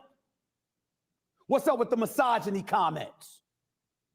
I will have you know, and President Obama, our 44th president of the United States, who I voted for not once but twice, who was the president from 2009 to 2017, who to me was exemplary, who to me had the greatest first lady in the history of this country, who has been a phenomenal role model to black people and to black men and the men across this globe. That same Barack Obama, how could you say something like that? How could you ignore the facts that are lying in front of all of us? You don't want Trump to be president. We think that Trump could be an unmitigated disaster. In my opinion, he'll be on a revenge tour. In my opinion, there's a lot of things he bloviated about and didn't deliver on. We don't want to get into too much about COVID.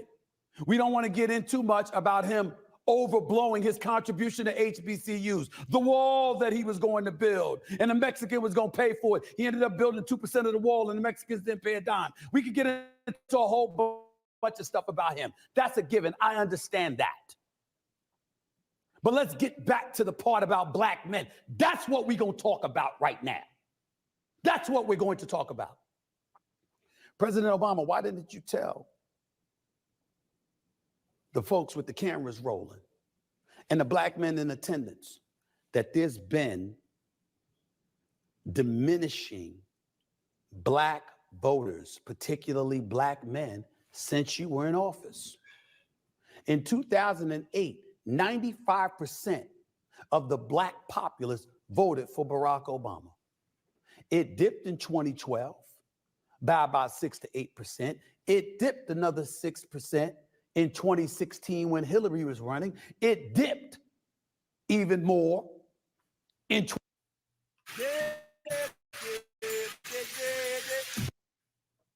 Yeah, Barack Obama, he a goofy, bro. I know he got to do that shit for his party, though, bro, but man, stop it.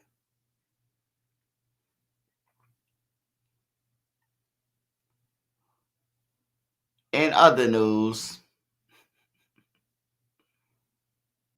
North Korean leader Kim Jong-un talking big about isolating his people from the South, and today he backed that talk up. Border has tensions escalating between the North and the South. On Tuesday, North Korean leader Kim Jong-un ordered the destruction of roads that link his country with the South, just days after claiming the South Korean military flew drones over the capital, Pyongyang. South Korea. Yeah, they ain't playing no more. They is on one.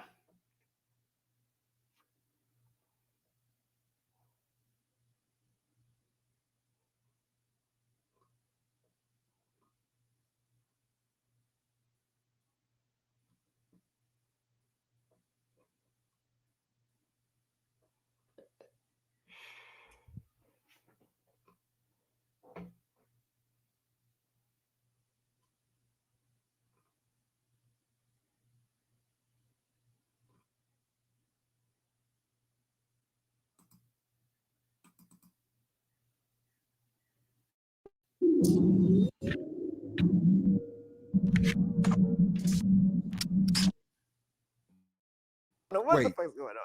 You said what was the Charleston White experience like?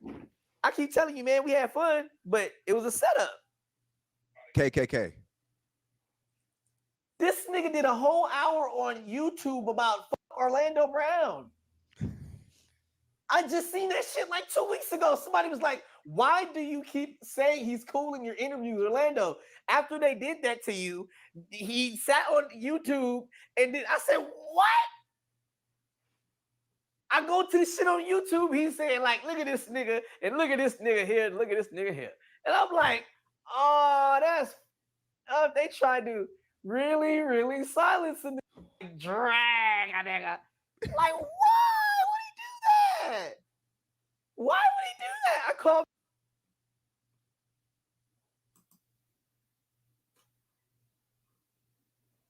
Hey, what happened to Charleston White, man? A coach who wants everyone to give their all. I gotta look up Charleston White myself, man. I gotta find out what the fuck happened to Charleston White. I see what little Woody was laughing at him. I wouldn't be laughing at him, man. Cause so they get a chance to put you in jail, man, they put your ass in jail under that motherfucker. I'm telling you, so with them people, you better not far road, man. You better walk a straight path with God for real. They gonna put you up under that motherfucker.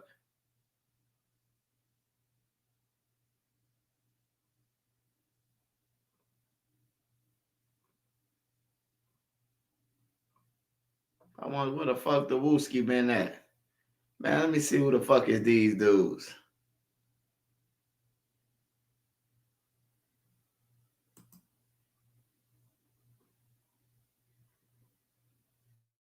That's really it. I don't listen to a lot of like that.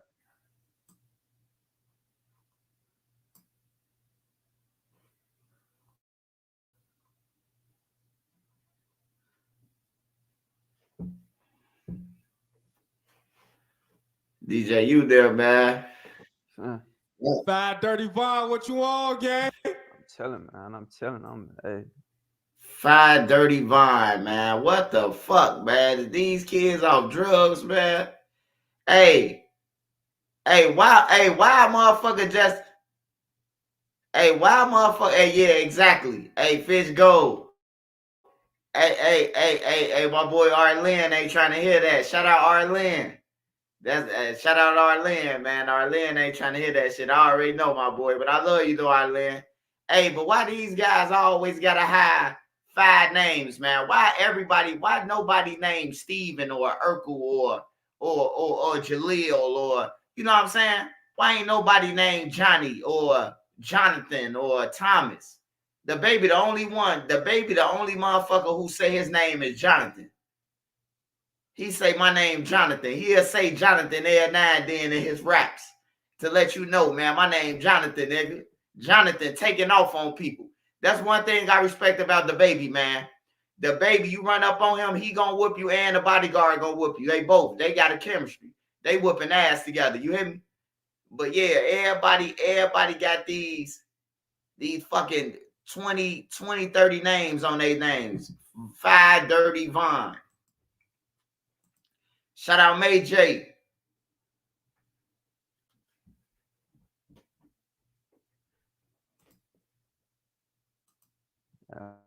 I'm here. Oh, bro, I'm here. But show that. Well, welcome to DJ UTV. It's definitely a blessing to have you. Let the folks know who you got on the couch with you. All right, that's my homie. That's Dirty John. That's my homie. That's money. Dirty Money. You feel me? Like Dirty D Money, Right, Dirty what's up, John, man? Welcome in, man. and How y'all Dirty feeling John today? John, man. What the fuck? 3 dirty motherfuckers. Yeah. Hey, Fat Dirty Vaughn, I you been doing never your thing signed no out here on nigga's the rap name. side Dirty for a John minute, you John.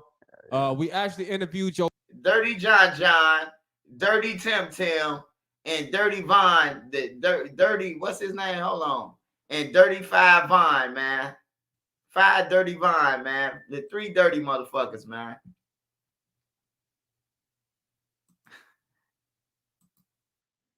cousin just last night, SG Batman. No, bro. And he brought you up in our interview. I said, Fat Dirty Vaughn, nigga, we interviewing him tomorrow. Yeah, that should be crazy. He said, that's my cousin. My blood cousin. So you and Batman related? Yeah, that's my mama. That's my mama. My mama and his mama sisters. You feel me? That's what he said. He said, that's my mama's sister, son. Yeah, that should be crazy, bro. Yeah. I ain't never even, you feel me? Like, I ain't never even see myself rapping for real. You feel me? Like, bro was already rapping like since, you feel me? I was young as hell. Bro, so I've been seeing this shit, you feel me? But from a distance, you feel me? Like, cause I'm far as shit from like, well, bro at. Right. So let's get into the Fat Dirty Vaughn story, man. Can you start by telling us where you're from? Shit, I'm from out west. I'm from the west side. You feel me? Okay. But you know, we from a different side though. You feel me? Like we from like that's why even people. Hey, I ain't gonna lie, man. Vaughn been dead. How long Vaughn been dead? How long King Vaughn been dead, y'all? Get in the comments. If Duck died 2020, Devon died 22. Vaughn died November of 2020, right? Or did he die 21?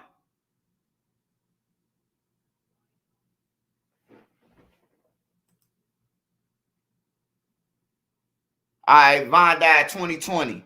These kids, man, these kids was probably kids when Vaughn was in the streets or some shit like that. And they all want to be like him. They see the path that he did, how he went about life, what he was doing, and they think he was successful because he had some money. He could have been successful if he would have used his damn brain and been like, man, fuck Duck them, we up. Ain't nobody ever think about that though. Ain't nobody ever think about saying, man, fuck the other side. We ain't got to diss them no more. We got money. Everybody got to use their money for some evil shit, bro. And that's how destruction comes. Vaughn was O-Block and OTF.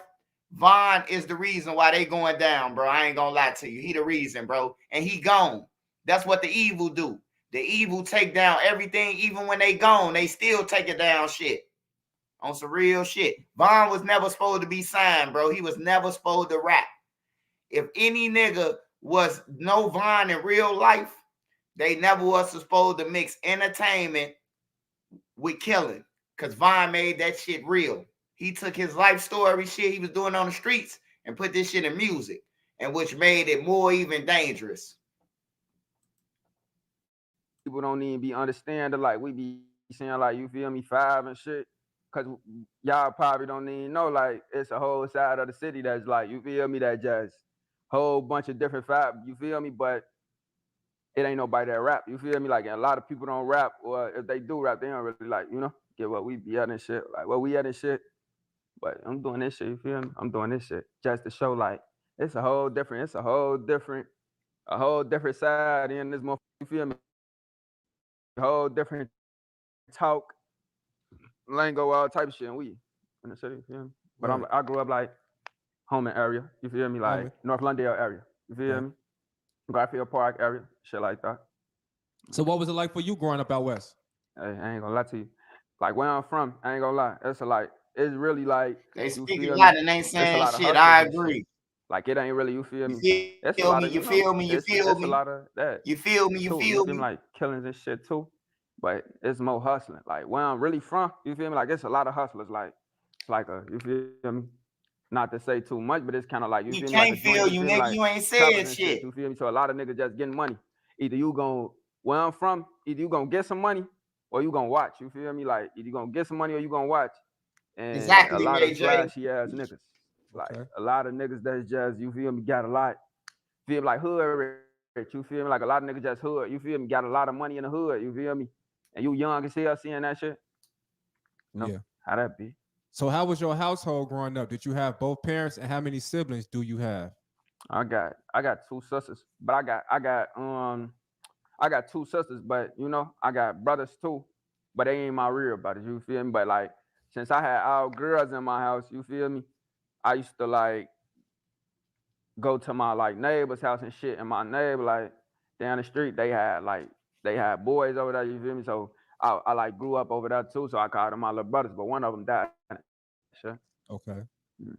Well, what was it like growing up in a house full of women? Yeah, loud. You feel me? Like loud as hell. Loud. Yeah, you feel me? Like on bro, you always irritating when all type of shit. You feel me? So I had to just do my own thing all the time. You feel me? Like Hey, somebody take always count doing of my how own many thing. times this nigga say you feel me. Hey, DJU, man, I'm going up on my prices, man. Every time y'all get some niggas like this on there, man, I'm going to start have to using my toes for what I want for the interviews, man. I'm finna start have to using my toes for the price, man. I think my fingers and thumbs are full now. On everything, man. Y'all, man, Joe, this shit just get worse. And y'all interview any motherfucker. Dirty John, Dirty Damon, and Dirty DD. And they the Dirty 5 Vaughn crew.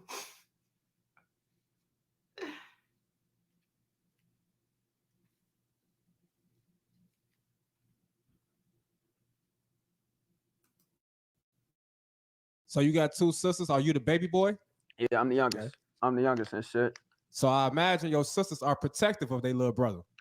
Yeah, hey, see me though, I be on my own time, and like I ain't gonna lie to you, like I don't really even talk to my I don't really be talking to, like, you feel me? I love my sisters and shit. They talk to me, they call me, they be on me, like they always trying to, you feel me, talk to me. But I got so much shit going on that I be just in my own world, like, feeling like it be like that, you feel me? Yeah. And so what was your relationship like with your parents growing up? My parents and shit. My mama, my mama love me and shit, but my mama like tough love, you feel me? Like cause she you know, she gotta raise a man, you feel me? Like, but my mom used to always be at work and shit. So, you know, I had the whole day to myself. Okay. My dad, you feel me? Like just over the phone and shit. Like you just call and shit, but you know, that shit ain't, you know, like after a while, it's like how long you finna listen to somebody that just calling? So what, he locked up? He was Nah, he oh, bro. Right. He just doing his own thing. Yeah. He trying to get his life right, I guess. Yeah. And be like that though. For sure. Yeah. So around what age would you say you kind of like jumped off the porch and started hanging out in the streets? Nah, I've been doing this shit for a long, like it's old pictures of me like since I was like 10 outside and shit. Cause my mama strict as hell. Like but like she was at work all day. So I'd say like 10. Like I was outside early, like 10 years old type shit. Like, and you feel me? Like when my mama at work, my sisters, you feel me? They teenagers at the time. So I'm outside, you feel me? Like I'm by myself, like I'm raised, you feel me? Like kind of like, you feel me? Like getting myself together, you feel me? Then I used to just go outside. It was already outside. Yeah. So take us back to those days, man. Mama at Yeah, I can't watch this shit, man.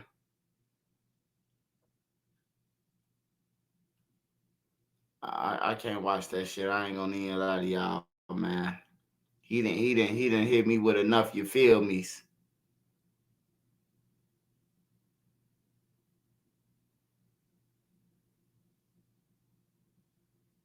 Adam 22, kicking Rug out. Get your bitch ass out of here.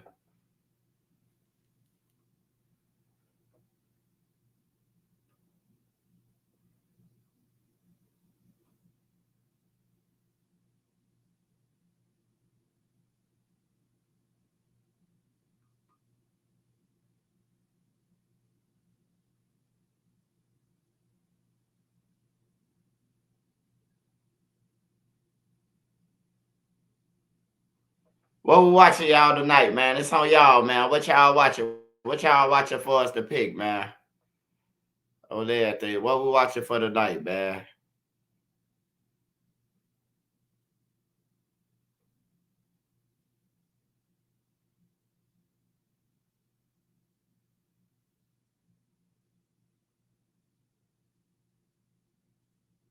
See, that's what I'm saying. Niggas count other niggas in just pockets, man.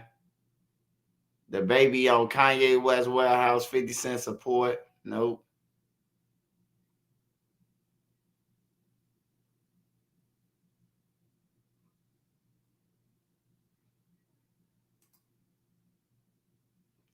Rogers Bonds. All right, we're gonna watch that. We're gonna watch that then, man. Cause I seen you say that earlier, man. So we're gonna watch this first. See if we can deal with it. I can't deal with that. You feel me? You feel me? You feel me? DJ, you gonna have to up the scope for me though for the next interview. I need to get paid a little extra, man. I need y'all to appreciate me when I come to sit on y'all couch.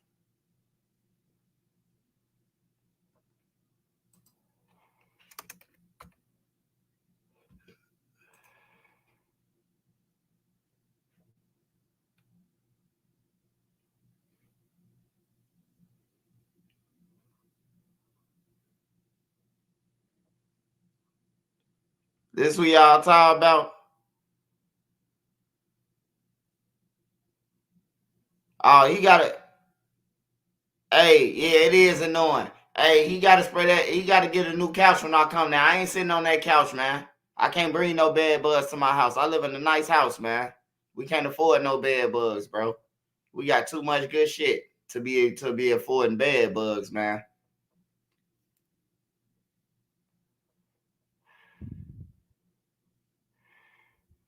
He had the whole trenches on that motherfucker. He ain't even bothered to spread or nothing. He'll need wipe that motherfucker down.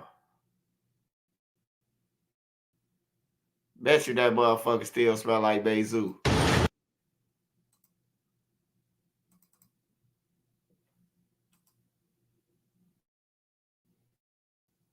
From the moment it leaves the factory, critical parts of your engine are building up deposits. And at Valve, to the mom. We've revolutionized my a way mom support to that. reverse. Yeah, man. Introducing Valvoline Restore and Protect. All right, Roger Bonds. How's it going? That's blessed, That man. nigga look like Every day, FBG man. Young Going dead. good. That's what's up, man. So for people who might not know, I think everybody kind of knows who you are, but for the people who don't know, you know what I'm saying, can you kind of give them a little bit of history on your relationship and your history with Diddy? How did you become his bodyguard, and how did all that take place? It took place when I came home. I came home in 2000. And I was actually bodyguarding Loon. I had been, but that's another bad boy artist. I had been bodyguarding him for a couple of years. And a real close friend of mine was one of Diddy's security. But I used to always drop him off at work every day. And what happened was when Wolf had stopped working with Puff, they had like an opening there. They was trying to find somebody that they could find that people respected to move into that lane.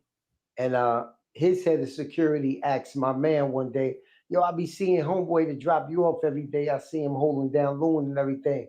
Yo, what's the story? What's up with him? See if he want to come down. So one day I dropped my man down and me and him had a conversation. And I actually became his driver. So I wasn't with Puff. I was his head of security driver for about 3 years. And throughout them 3 years that I was his head of security driver, me and him would start having conversations. Me and him would start talking, and he got comfortable with me being around. Okay, now, when did you actually make that, leap from just a driver to somebody more important in his 2006. security?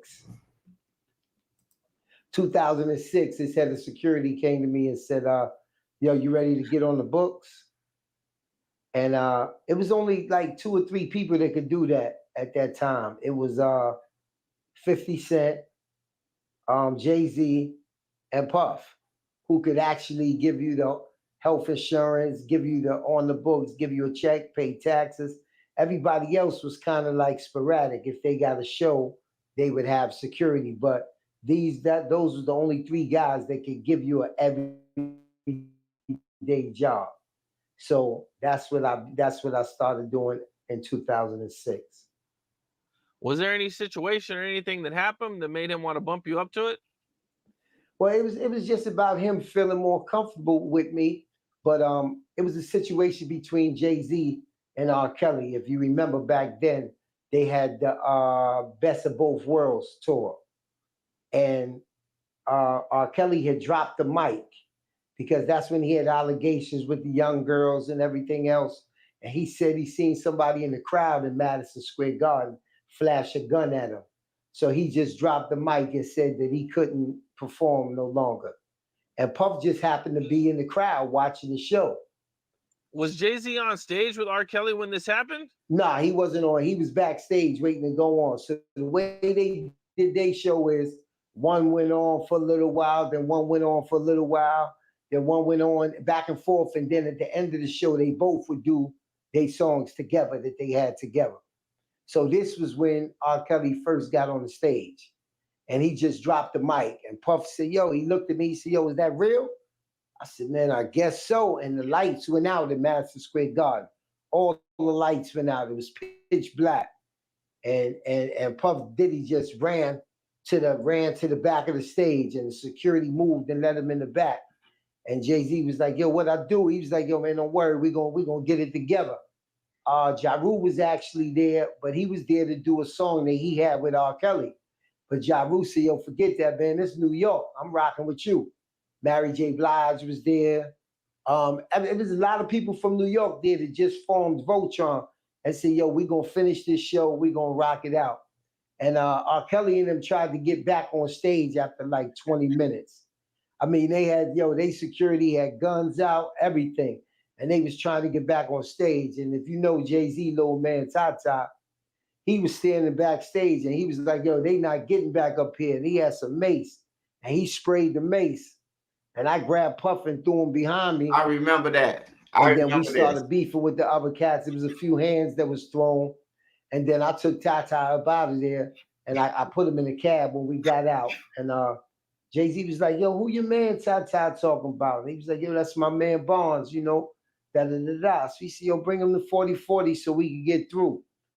And then Puff was excited because we had some regular police and some federal people that was working with Puff on security too.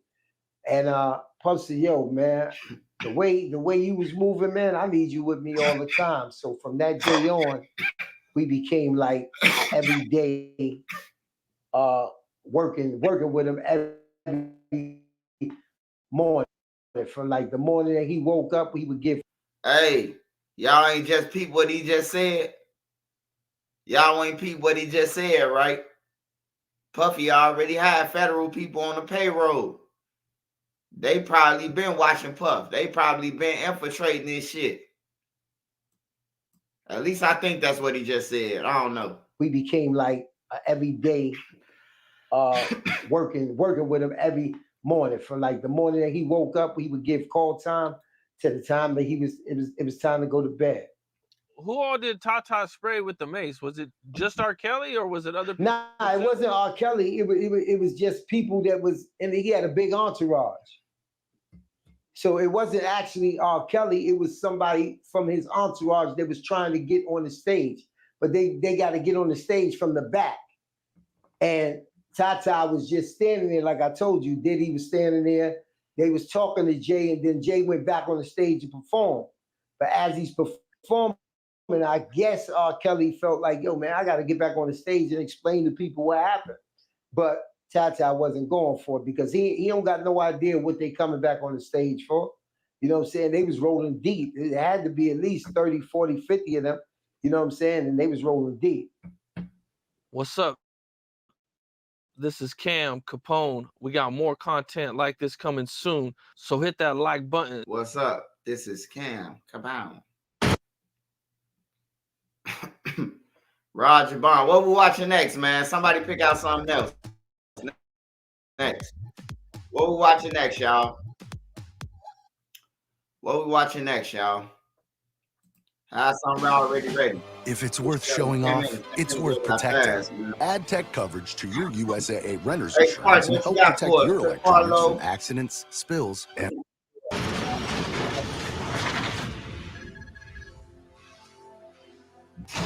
Now this happens and, you know what I'm saying, this kind of solidifies you, you know what I'm saying, people get to see you in action.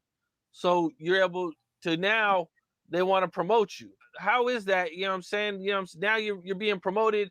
You know what I'm saying? Things are looking better for you. It was a feeling like it was basically like something that you wait to happen, even though you don't want nothing to happen. You say, yo, you want to prove yourself every day. So when this happened, it was like, yeah, this was what I was waiting for to happen. So I could prove basically that I'm loyal, basically that I got heart, basically that I'm ready to ride or die. Because when you got 30, 40 people and you go into action, it's just something that I was used to doing. It wasn't something that I really had to think about. It was something I was doing all my life. But it felt good to get that promotion because, like I said, coming home, you don't know what you're doing. You don't know what tomorrow gonna bring. So that just gave a foundation for me to know that I'm getting a check every week, for me to know that I got health care, for me to know that everything gonna be all right. Now, I'd kind of like to get into some of the most recent stuff going on with Diddy right now, man. So, you know, I think everybody knows Diddy has been indicted. You know, he's been arrested for racketeering, sex trafficking by force, transportation to engage in prostitution. They're calling it a commercial sex enterprise. You know, what is your first thoughts when you first heard these charges and learned that he was arrested? I mean, this been going on for a while. You know what I'm saying? This been going on for a while, but like I've said plenty of times, you gotta dig deep into what these things mean before you say a person is innocent, before you say a person is guilty. You know what I'm saying? You gotta really know what they talk about. When you hear sex trafficking and stuff, you automatically say, yo, it's bullshit. You automatically say it's innocent until you actually read what they call in sex trafficking. What they call in sex trafficking and what they call in these things, at first, you say, yo, this is stuff that people do every day. You know what I'm saying? If you holler at a girl out the country and you bring her back here, which some people don't have the money to do it, but if you're a rich person with your own jet and everything else, that's like nothing to you. So at first I basically was like, okay, that part of it is bullshit. You know what I'm saying? But like everybody else, it's so many people, man. And like I tell people, man, I haven't been around Puff since 2012. So I could speak on the way that we was handling stuff. I could speak on the way security was when we was there. I could speak on what we allowed and what we didn't allow. But we talk about a whole nother 12 years when I'm not around and I don't know how loose things could have got. You know what I'm saying? So I was shocked. Like, yo, for real? Like, for real? But I also know that there's other things that play a part in that. And I just don't know how bad those other things got compared to what they was when I was there. You know what I'm saying? When people get high, you can't say what they do and what they not do.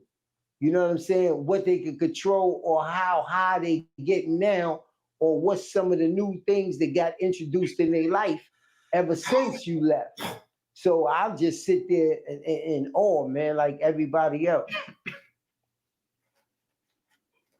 Right, because I do believe I heard you say that, you know, as your time hanging with him, things got worse.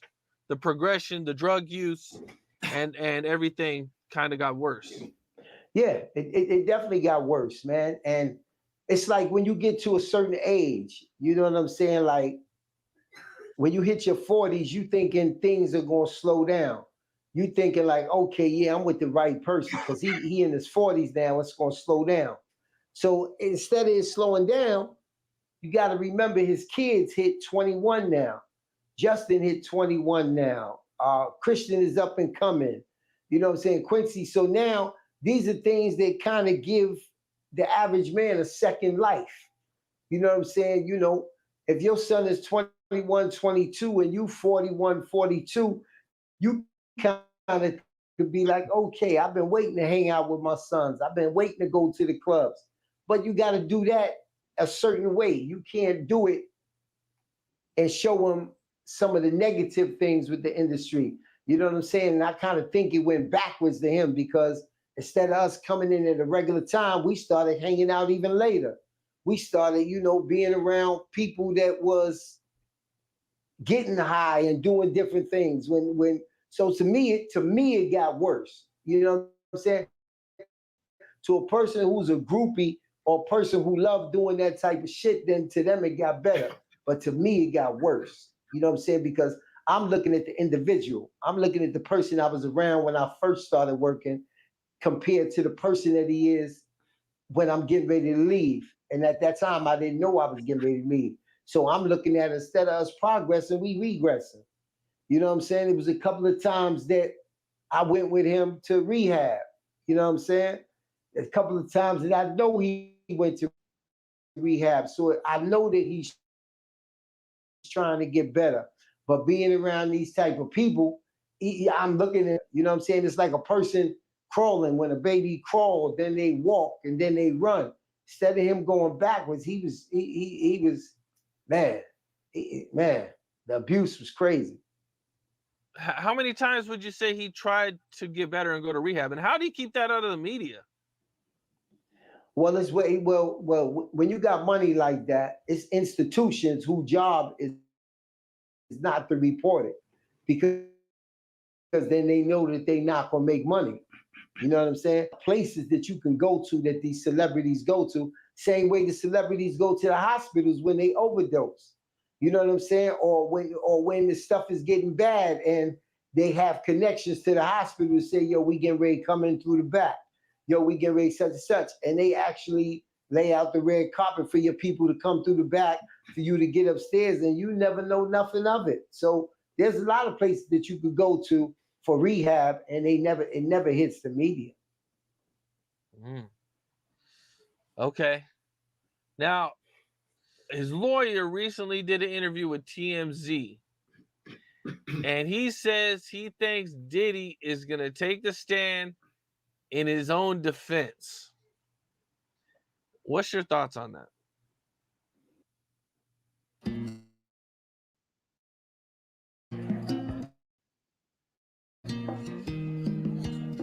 If you're looking for Man, Roger Bond's ass just like he was doing all the rest of them, man. Roger Bond's talking about some big guy worse. Diddy treat everybody.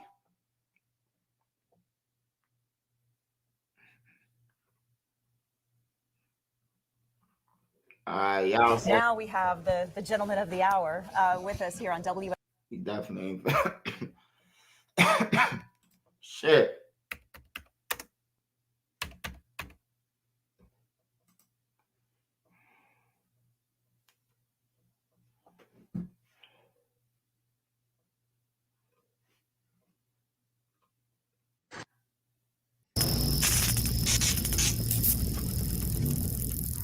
Okay.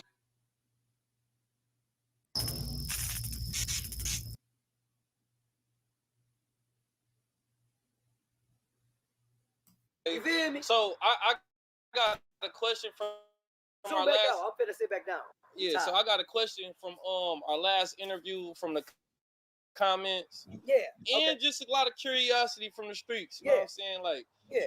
Besides drinking and smoking weed, what other drugs do Dre Hughes do? I don't do shit, bitch. And that's to all the motherfuckers in the back, not even to you. I don't do shit but smoke weed, and I love my liquor. I like to go to Mexico. I like tequila. Okay. I don't do other drugs. I don't pop. Hey, why is he moving his head like that, man? Why he moving his head like that, man? What's wrong with him, y'all? He done got blacker. He look like he been in Africa or some shit. He wasn't that damn black, man. What happened to him, y'all? Look like he been working on some grills or something. Some car engines or some shit. Is this the guy who you... Hey, is this the guy who used to his baby mama? Yeah. He got famous off that, man. I used to feel bad for him, bro. Hey, when I first came home from the joint, that's when that shit was happening, bro. That was the first thing I seen, bro. He was singing a song, and the old girl just cocked back her hand like, what now? I'm like, damn. You know what I'm saying? Hey, I was ready to call and see if they could get him, you know what I'm saying, his girl domestic violence case, bro. Because that shit was crazy, bro. Like, that's real domestic, bro. Like, for real, that girl's kicking his ass, man. That girl's kicking dude's ass, bro. He looked like she took the soul out of him. Look at him, bro. Look in his eyes, bro. He look like he been smoking something, bro. Pills. I don't do coke, as y'all like to say. I don't do that booger sugar. I don't do none of that. All right, cool. So, like, the only thing that was going on that night was liquor and shrooms. Yeah, she fed it to me. I was just like, fucking. That was the first time? First time. I'm lit as hell. All right, we was drunk as hell off that Jose Cuervo. We had, what, 2 pints? She probably had more because she was drunk coming to me. All right, so, like, with that whole situation happening like that, it hit the internet, right? Yeah. And the thing about it, the only reason why that video hit the internet is because some weird motherfucker recorded my Snapchat. They recorded my Snapchat and they posted it on Facebook. So whoever posted that video of my Snapchat, you exploited this 12-year-old little girl, and you wrong as hell. And I'm gonna tell you all about it. You wrong, because everybody doesn't have my Snapchat. They have my Snapchat after you posted it. But the thing about it is, I'm viral on Facebook. Where I went viral at, I went on Facebook Live, Facebook, then Instagram, then TikTok. But again, whoever it is, you're wrong.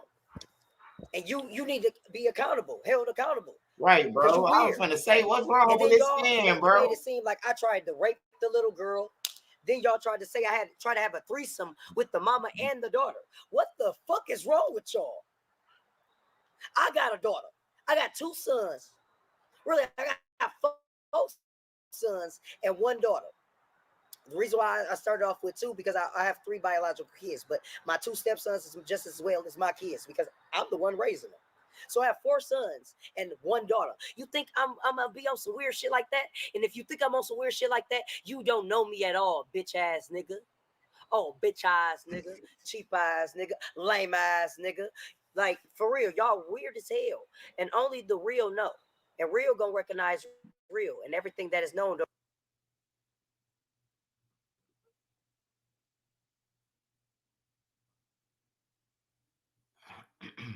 He said he don't do coke, and it sounds like he off some coke.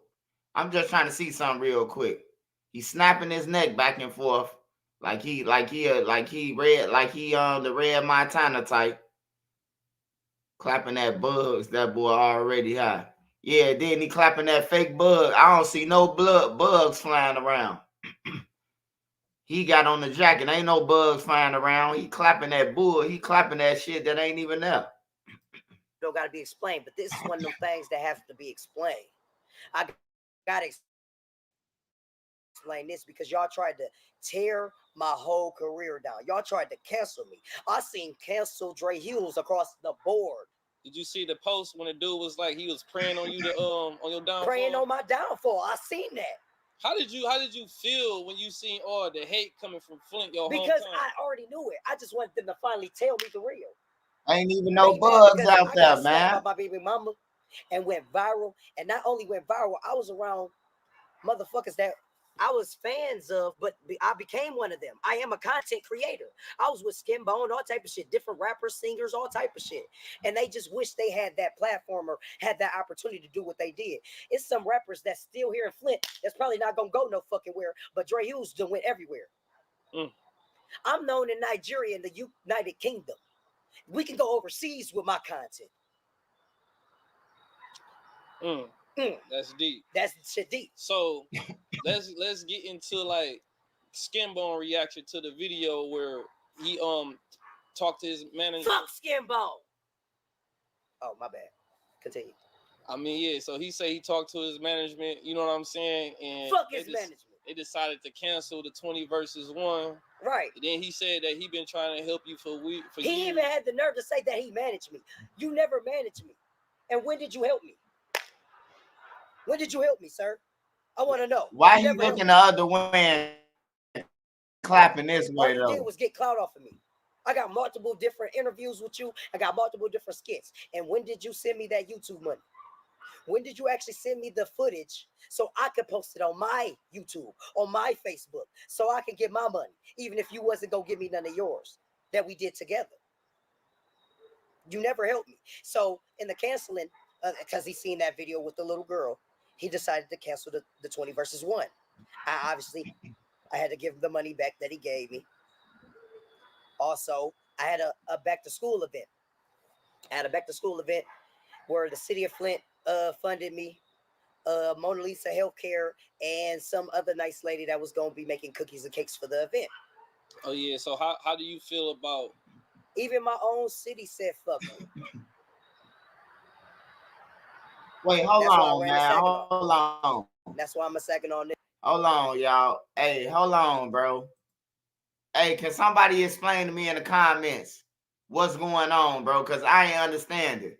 I keep on hearing him talking about a situation, and he's saying that like Skinbone took his money back because of that situation. The city ain't mess with him because of this situation. Y'all know what he talking about? He did a THF crack. We just gonna call it THF crack. We ain't gonna put nothing else in the comments. He did a THF crack.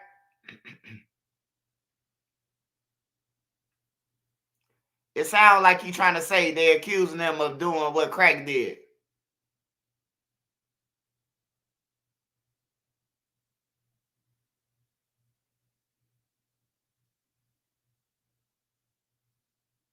All right, we just gonna listen a little bit more then. Allegedly, yes. All right, because I keep on hearing him say a 12-year-old. All right. Nigga. 989 to the death. Fuck 810. Damn. So even with the people that was partaking in the event, like, do you feel like you owe them an apology or fuck everybody? I don't owe nobody but that little girl an apology. That's why I said what I said. Nobody deserves apology because they all grown and they know what they were doing. Some people were trying to get clout. Some people were trying to make money off of me. All type of shit. Somebody went live about me for like 6 hours trying to talk about how much of a dog I was, but had the nerve to try to talk to my mama in the comments. You bitch ass nigga. What his name? Loud Pete or some shit? Fuck Pete. Fuck you, bitch ass nigga. I don't even know if that's your real name, but you a bitch ass nigga. Why the fuck are you talking about me? Why are you on my dick like this? For 6 hours, you got a hotline. He got. And they all talk about, oh, people from Chicago was like, oh, yeah, you can't come to Chicago, woo, woo. Because, you know, that's like my second home. I love going to Chicago. Look, I got to charge my tether. Hold on. I got to charge my tether. All right. Y'all see the little lights? See how I light up? I don't know if you can show them the lights. But, okay. But, yeah. Either way it go, it doesn't, neither here nor there. Fuck everybody. I don't got no friends. So, with the 20 versus 1, obviously, like, we had our 20 versus 1, which that mug was promoted all across Michigan. That mug was doing numbers, even in other states. Still is. But when Skinbone, like, picked it up and said he was going to do the 20 versus 1 with you, you know what I'm saying? And he was trying to backdoor you. My bad. Go ahead. No, he was trying to backdoor you. I ain't gonna lie. Because he know he has a platform. Like a big platform. Mm-hmm. So he seen the shit that we was doing and trying to piggyback off of that. And basically just steal the followers, steal the views. You can't get no views off me no more, Skinbone. And I ain't even gonna say fuck Chicago because I love Chicago, but fuck the Chicago comedians. Uncle Hank, Lowdown, and Skinbone. I don't like y'all.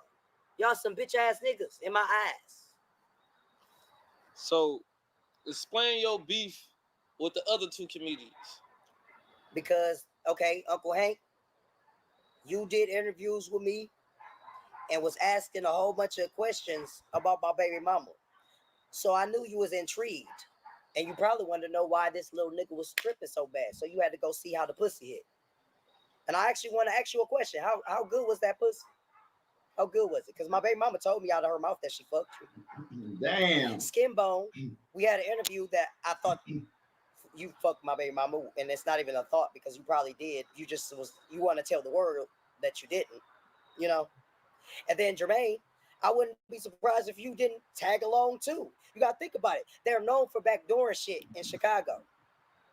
So I wouldn't be surprised if you didn't get a piece of that pussy, Jermaine. Hold on. You telling me that Uncle Hank, Skinbone, and Big and Uncle Hank nephew, the Lord's son, they ran the train on 051 Kiddo Girl. Well, his girl looked like 051 Kiddo Girl. That's why I say that. She ain't never got action like that. They must have won. God damn, they ain't never run a train. They bogus, bro. They bogus, bro.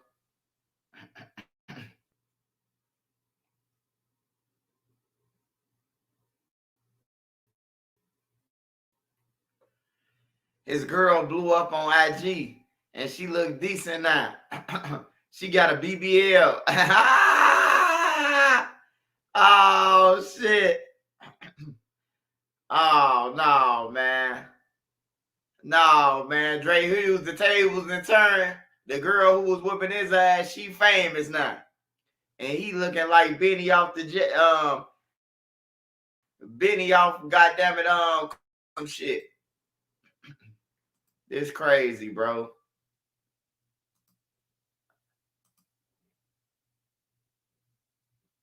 Uncle Hank, I know you was probably the first one to get some. And you got to think about it, Skimbo, you the one that flew her out. You the one that paid her. So why wouldn't he get some pussy too? But also, let's talk about Skinbone. You paid to be in my baby mama's private story, and you probably still in her private story right now on Snapchat. So you keep tabs on that pussy that you already probably had. But you want to tell the world that, oh yeah, Dre Hughes is my man's. I'm cool with him. Why would I fuck his baby mama? Knowing goddamn well you probably already did. Damn. You learn something new every day, huh? You think you can't be stopped, huh? You riding in the Benz on 20-inch rims, huh? What else out here?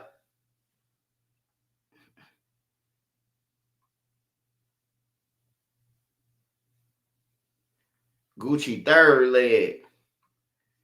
They say Gucci third leg, goddamn it, spreading, goddamn it, diseases, man. That's crazy. Gucci third leg, man. Say he got some, they got some shit. I heard a female get online and say she got some Generation 5X113. I'm like, what the fuck? She done named some army shit. Say Gucci third leg gave it to her.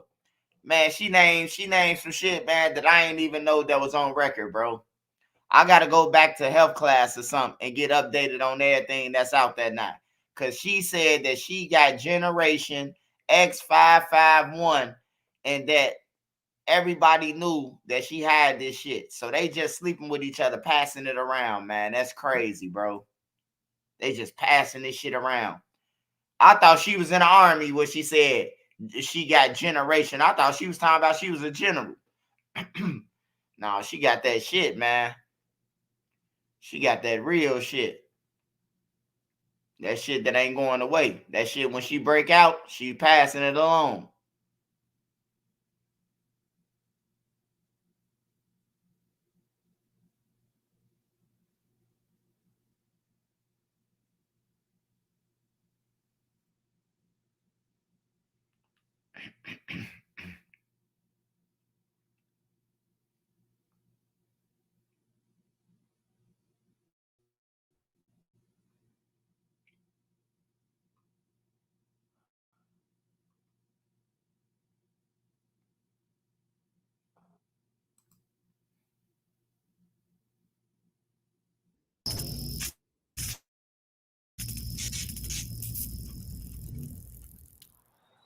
Welcome back to the hot seat.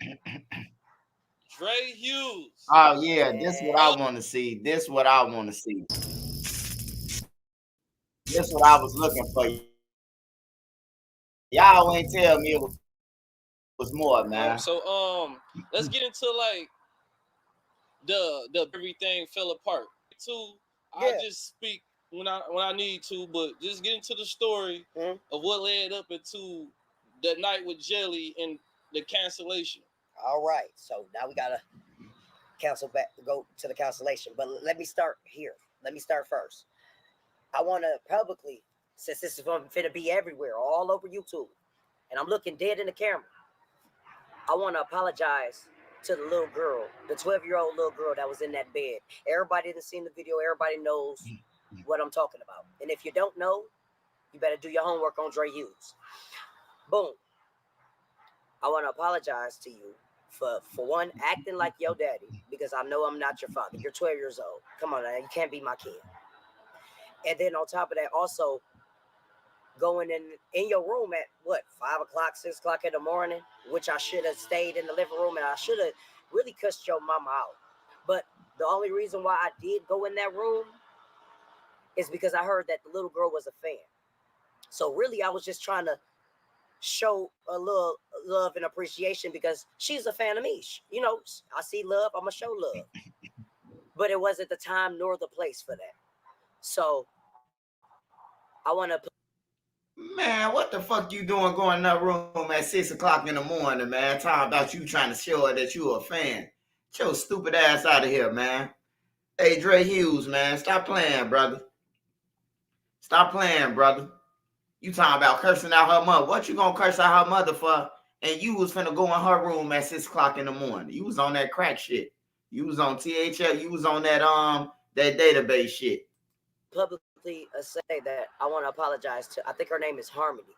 I want to apologize to you because that was wrong on my part. You feel me? Yep.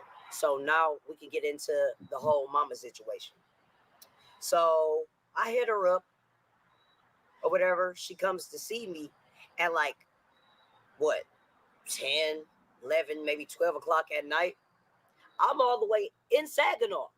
I'm not in Flint. This is a Flint bitch we talking about. So you drive drunk as hell, because what I found out later on is her favorite drink is Jose Cuervo. Y'all seen how lit I got off of the Jose Cuervo. I was sucking toes and doing all type of crazy, freaky shit. But we're not going to worry about all that. So boom, she drives all the way past Saginaw. How the fuck she end up in Holly, Michigan? I didn't even know it was a such thing as Holly, Michigan. Oh, yeah. I've been there before.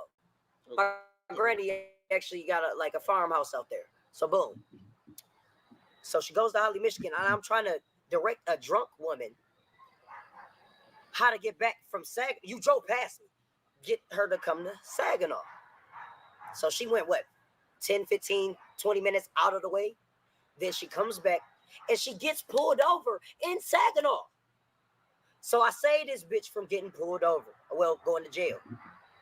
This is right in front of the apartments where we was at. I ain't going to tell you where I was at, but most people probably already know. It's a police station. Exactly. It's a police station and a fire department right in front of that bitch. So the people in Saginaw, y'all know what I'm talking about. So boom. After that happens, I walk to her from where the apartment I was at because she's right in front of it. We drive into the apartment. Boom. We get lit. Boom. Boom. My mans pop out. I don't know. Obviously, I don't know where the stores is around Saginaw. So he has to take us to the store that's close by, a little corner store. We get 2 bottles of Jose Cuervo to get turned. We lit. Boom. We dancing. We having fun. We making Snapchats and making memories and shit. Having the time of our motherfucking life. But she also tells my mans that's in the back seat that Dre Hughes is my daughter's daddy. So you already chasing the clout. You don't have none. From what my understanding, you just fought a girl named Bremo or something like that and got your ass beat. And I hit you up. Come on, man. I know y'all ain't letting nigga just cut on as y'all doing the interview.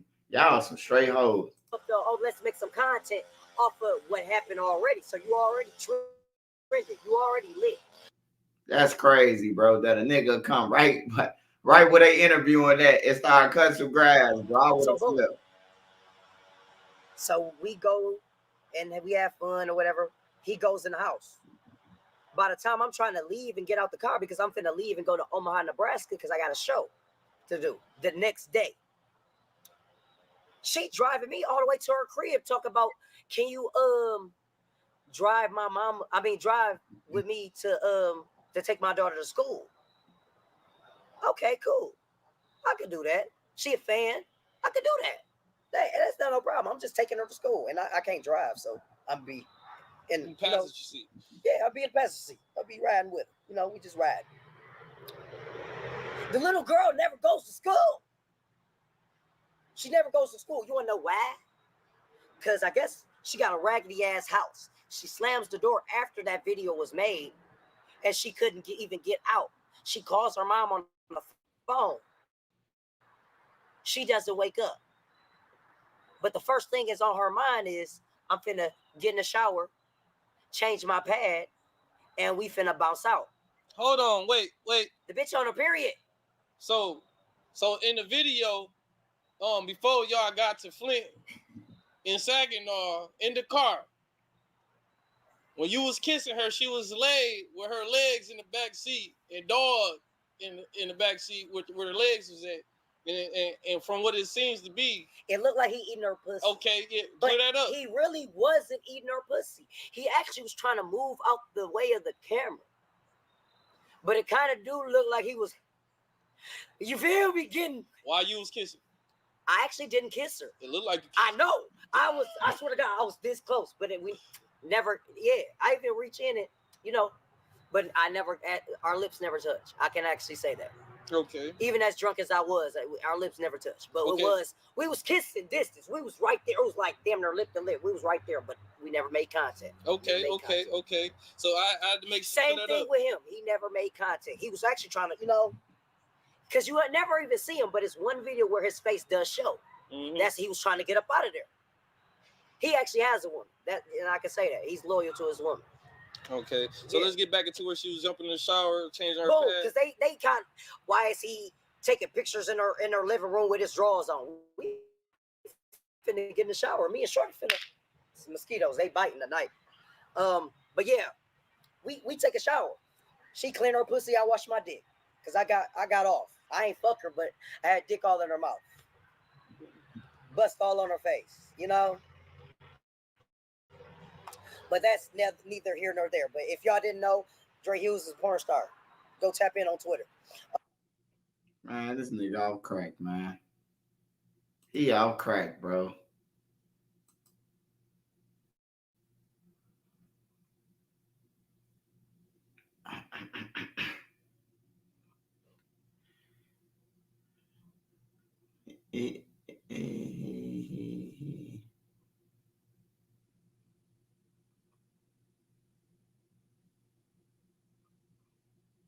Gucci third leg, man. That shit crazy, bro. Y'all better start wrapping it up out there. Y'all think it's cool. Y'all out there with 5, 6 women and all that shit, telling niggas they don't get no ass, man, but really got a secret cough at night. Like, for real, bro.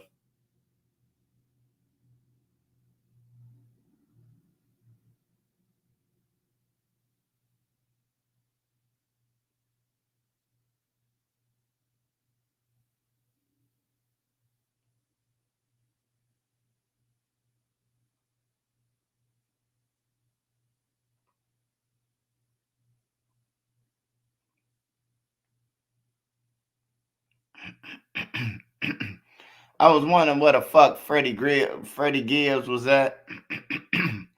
I guess he came back.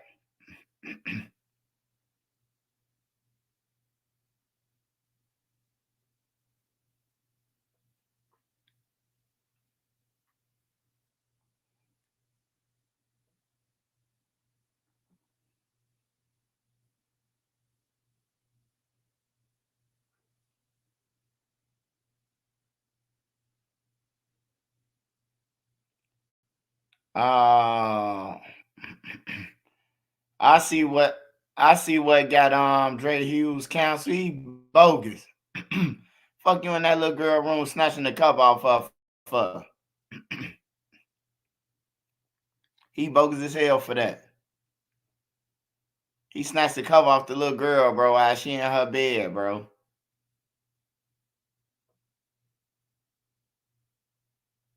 You damn right they canceled him, man.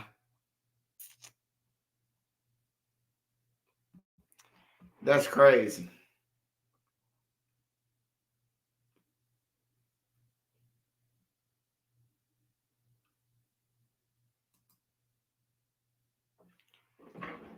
Hold on, y'all. Smash that like button.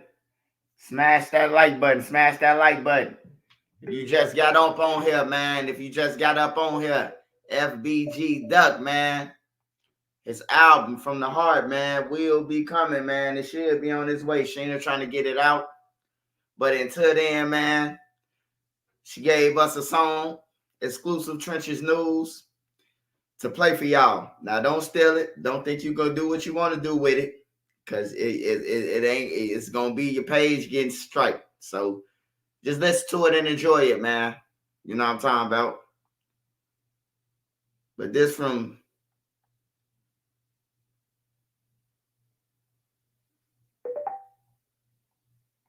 What is that? Do FBG Duck, man. You know, usually I tell y'all gang, six party tray, all that shit that, you know. But I just feel like, hold on, give me a second.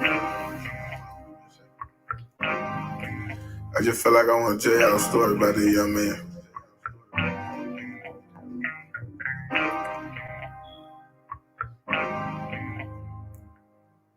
If you been through it, you gonna know. I'm talking about you. Let me tell you a story about this young man whose life was all fine.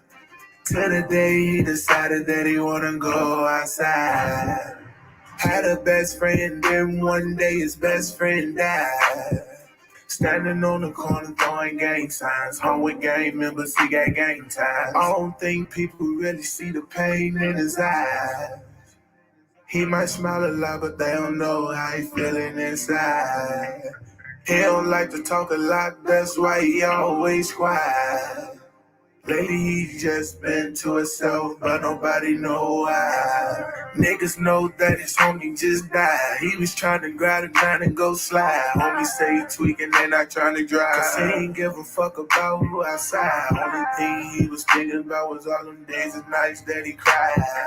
All the damn time murder on his mind. He done went and got himself a 4-5. Shooting was his fun, yeah, you can run, but where the fuck you gon' hide? 2 shootings happened in the same day. They tried to say he did it bull time. He don't even know who to trust, cause his family told him most lies. Anybody try to tell you that they young and a pussy, then they all lie. Let me tell you a story about this young man whose life was all fine. Till the day he decided that he wanna go outside. Had a best friend, then one day his best friend died. Standing on the corner throwing gang signs. Home with gang members, he got gang ties. I don't think people really see the pain in his eyes. He might smile a lot, but they don't know how he feeling inside. He don't like to talk a lot, that's why he always quiet. Lately he just been to himself, but nobody know why. He done been shot a few times before, but it just want this young man time. And he from a city where you gotta keep a gun, cause too many young men die. Kill, kill, kill, kill, kill, kill. Only thing in this young man eye. You know he gon' be rich, he could see the signs. Mama praying for him, hoping he survive. He done had too many dark nights, he just wanna see the sunshine. Every time he go to sleep, he had dreams of himself low nines. No, the story do not end with me telling y'all that this young man died. Cause word around that he did get rich, guess this young man turned out fine. Let me tell you a story about this young man whose life was all fine. Till the day he decided that he wanna go outside. Had a best friend, then one day his best friend died. Standing on the corner throwing gang signs. Home with gang members, he got gang ties. I don't think people really see the pain in his eyes. He might smile a lot, but they don't know how he feeling inside. He don't like to talk a lot, that's why he always quiet. Lately he just been to himself, but nobody know why.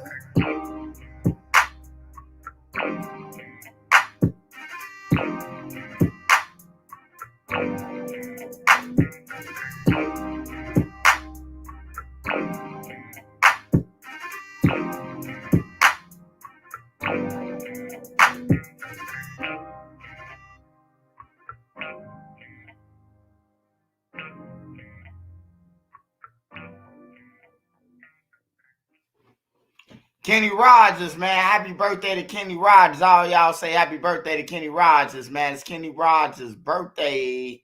Kenny Rogers, what you doing, man?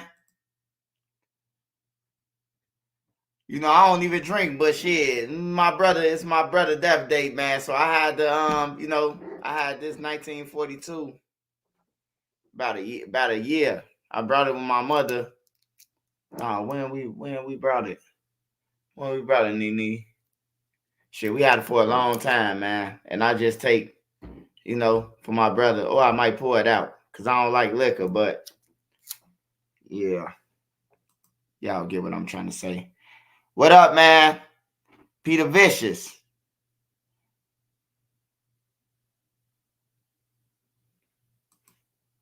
Yeah, happy birthday to Kenny Rogers, man. Hope you live to see many more, Kenny. We don't want to be saying who killed Kenny. Who killed Kenny?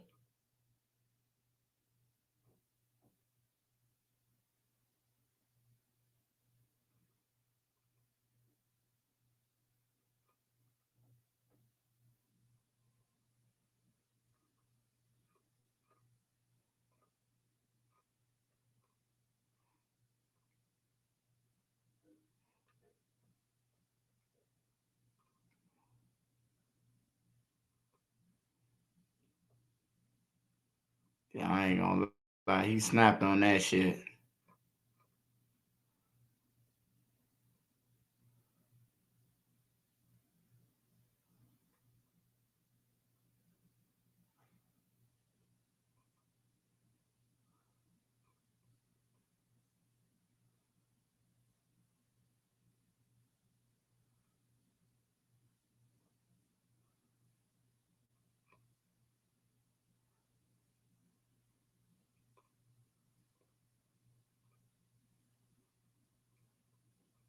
What I'm looking for? All right, I'm finna go around on the news real quick. I'm finna go around the town on the news.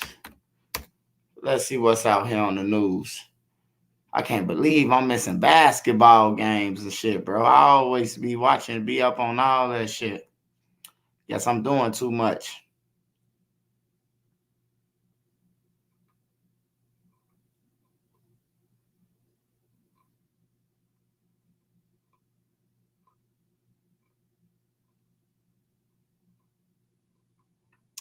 Hey, keep praying for them hurricane victims too, y'all.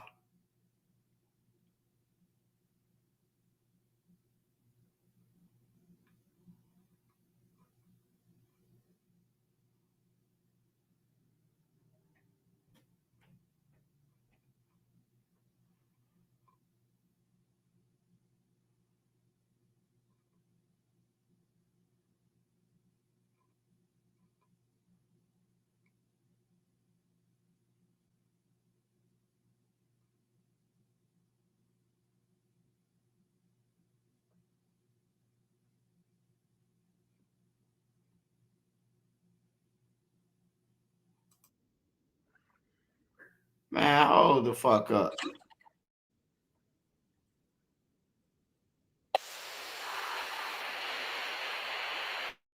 That's what you ain't gonna do.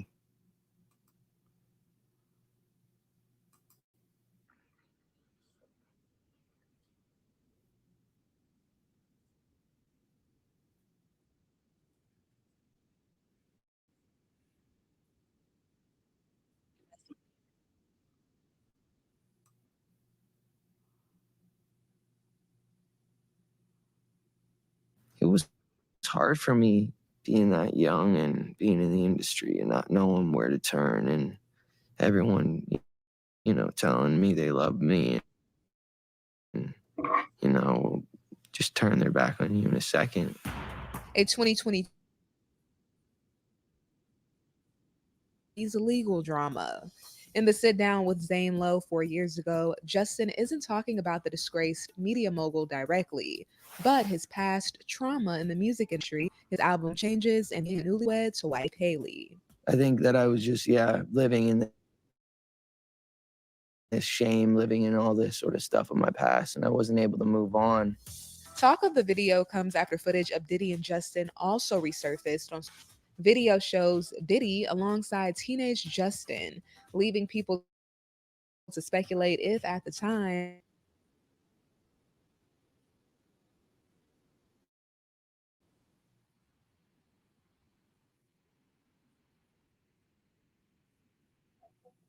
The freak off sometimes lasted days at a time. You're gonna hear about my party. They're gonna be shutting them down. They're gonna probably be arresting me, doing all types of crazy things just because we want to have a good time.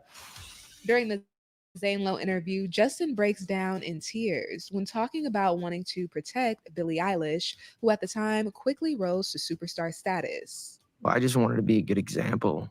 And it was hard for me being that young and being in the industry and not knowing where to turn, and everyone, telling me they love me and, just turn their back on you in a second. I just want to protect her, I don't want her to go through anything I went through. I don't wish that upon anybody. When it comes to what Justin Yeah, thinks of Diddy's man. allegations, Hey, they a talking source about tells Bieber, bro. They talking about Bieber, bro. Yeah, man. You sick motherfucker, Puffy. Bieber, the A-lister star they talking about in the paperwork. He the A-lister star. I'm pretty sure, bro. He the A-list star. That was a kid. ET, Justin's not focused on what is going on with Diddy or the allegations against him. Instead, our insider says Justin and Haley are focused on baby Jack, whom they welcomed in August, and absorbed in their own happiness and family, appreciating top of mind during Justin and Zayn's chat, an idea that lifted the singer's spirits.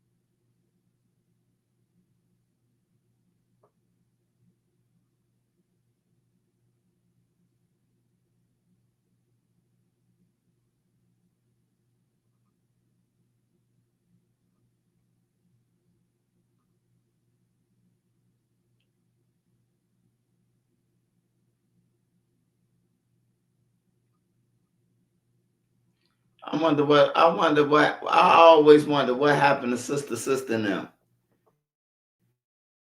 Like I seen them on the show when I was in jail. They was on like one of them was on like a talk show, but I ain't never see the other one.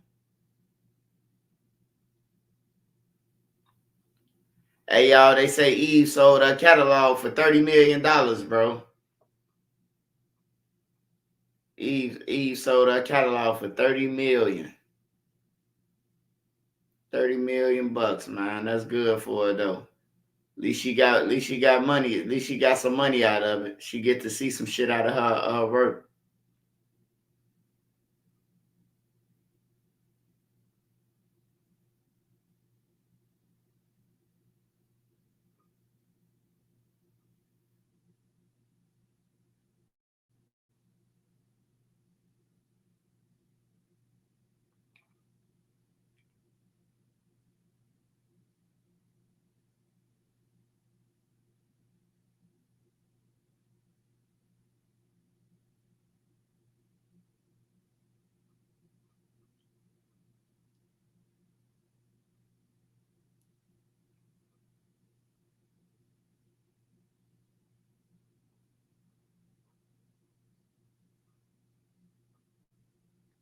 Yeah, they riding that Diddy shit. I ain't gonna lie. Jaguar and them, they getting they shine on, goddamn it. It's their time.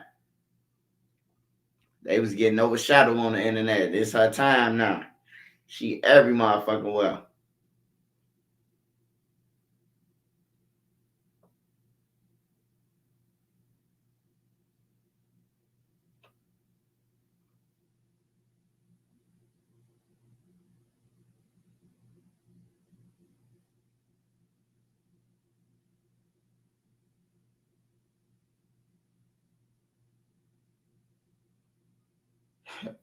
This nigga Orlando Brown talking about Diddy ate him up, man. He foul. He foul as hell. Hey, I wouldn't even hey, that's crazy, bro, to even make that a title, bro. Say cheese, wild as hell, bro. Orlando Brown reveals if Diddy He ain't revealed shit. If he ain't saying he did, reveals if Diddy really gave him oral, man. That's crazy work, bro. That's crazy right there, man.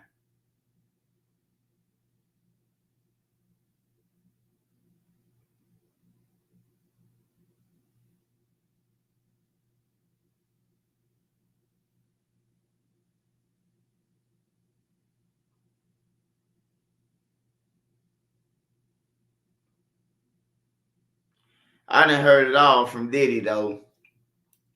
Motherfucker say he even sleep. Gene Deal say he even be kissing his mom and all type of weird shit, man. I don't know, man. I don't know what's up with this Diddy guy. Like I kiss my mom, bro, but I ain't finna be, you know what I'm talking about, wipe me down on your mama.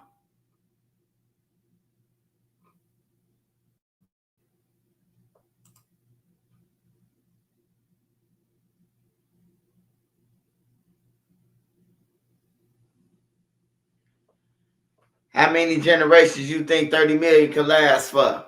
Oh shit, if they invest it right, it could last forever, bro.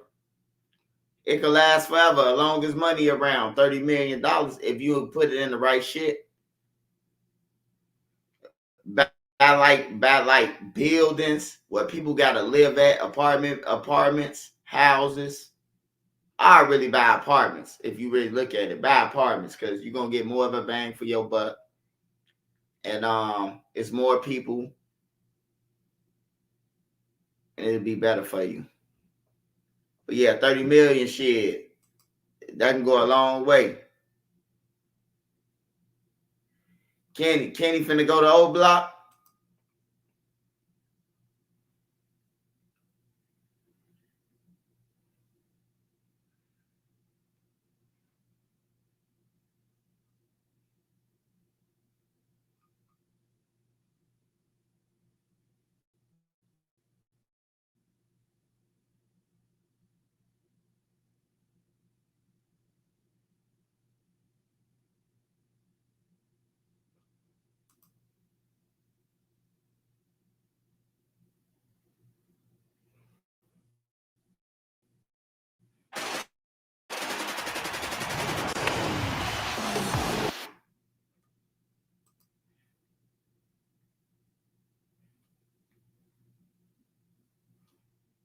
We are not just a travel nursing company. Healthcare Cell is a careers company that treats you like an employee.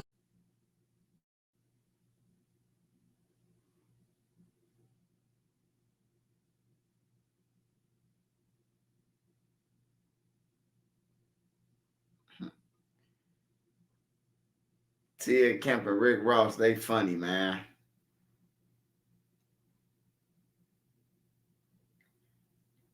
Oh, I always wanted to know about that lawsuit that T.I. got too. We gonna watch that.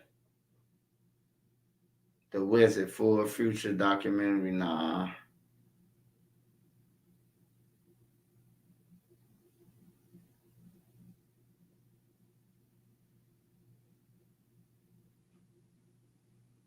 $41.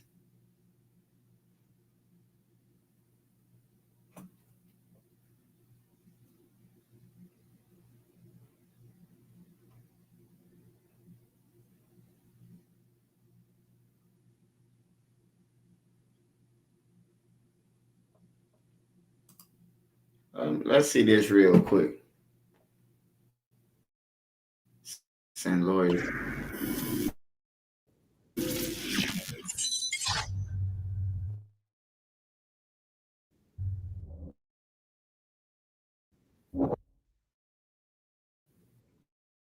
All right, here we go. Skinny comments, and I paid attention, and here we are. And YouTube comments usually be hard. They harsh.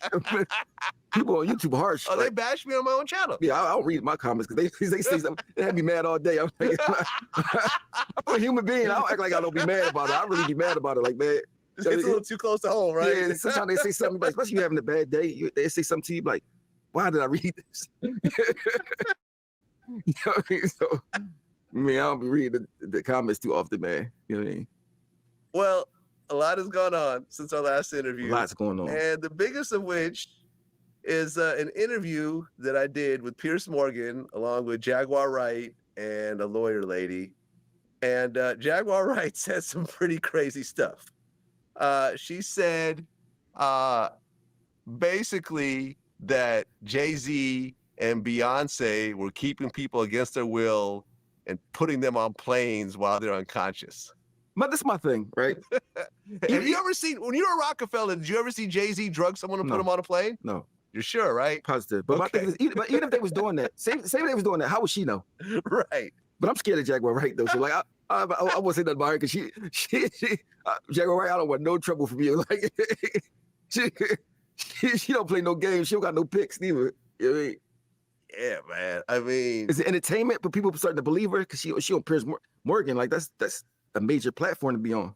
Yeah, I've been on Pierce Morgan like maybe 4 or 5 times. So he asked me to be on this one panel. And then when I saw the name, I saw her name on it, I was just going to cancel.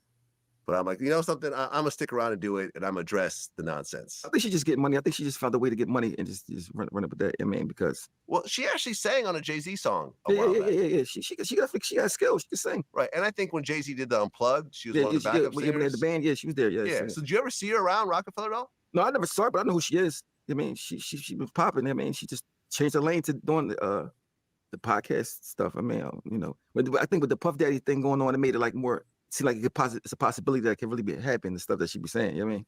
Well, look, if you say 100 crazy things and one of them comes true, yeah, people think you're a prophet while ignoring the 99 things that are absolute nonsense. Plus, people just like ridiculousness. It's like if you say some crazy stuff, like that book they said Kim wrote.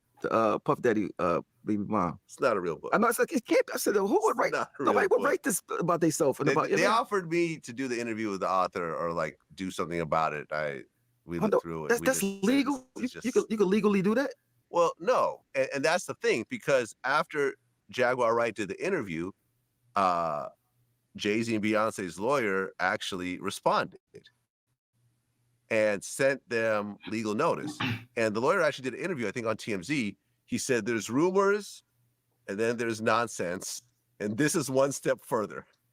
This is a pointed and formal accusation of something I felt it needed to be responded to. And I think somebody reported there was a cease and desist. It wasn't that. It was quite bluntly an ultimatum, which is to remove that false accusation that's demonstrably false,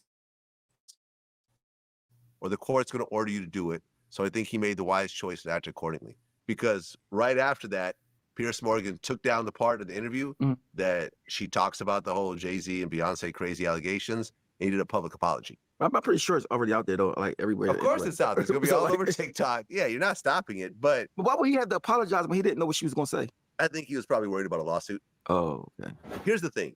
You can't sue someone that has no money. Yeah. Okay?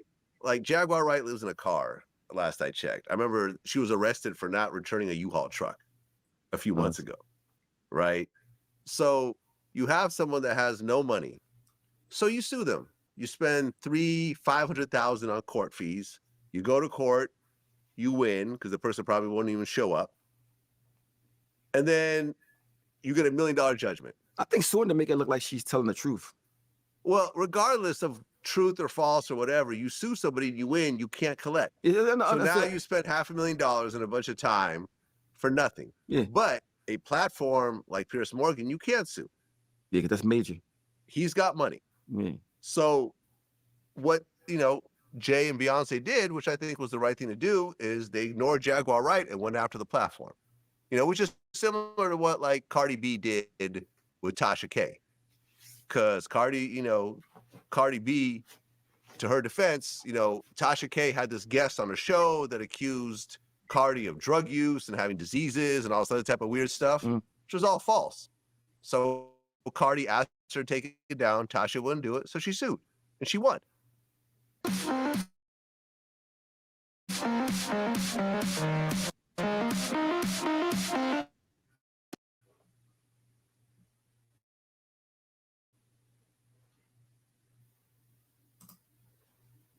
Like, you know, because Tasha K has like YouTube revenue and stuff like that. So I think she's trying to attach it. But then I heard Tasha's trying to go to Africa and transfer her money to this, try to hide her money or something. But, you know, once again, someone who doesn't have a bunch of money, when you sue them, you know, and Cardi B may have spent $1 million on legal fees over time. That's how much it costs to sue somebody?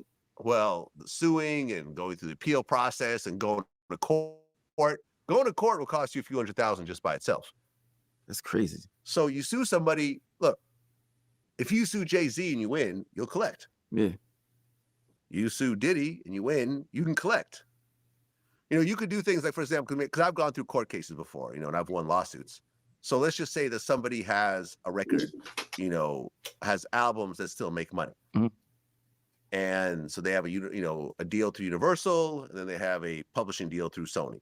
You could contact Universal and Sony and say, hey, look, I've got a judgment for $1 million. All the revenue you're going to send to this person, you will send it to me until that money is satisfied. Wow. You see what I'm saying? And there's nothing that person could do about it. They could try it or whatever, but Sony doesn't care. Okay, you know, we pay.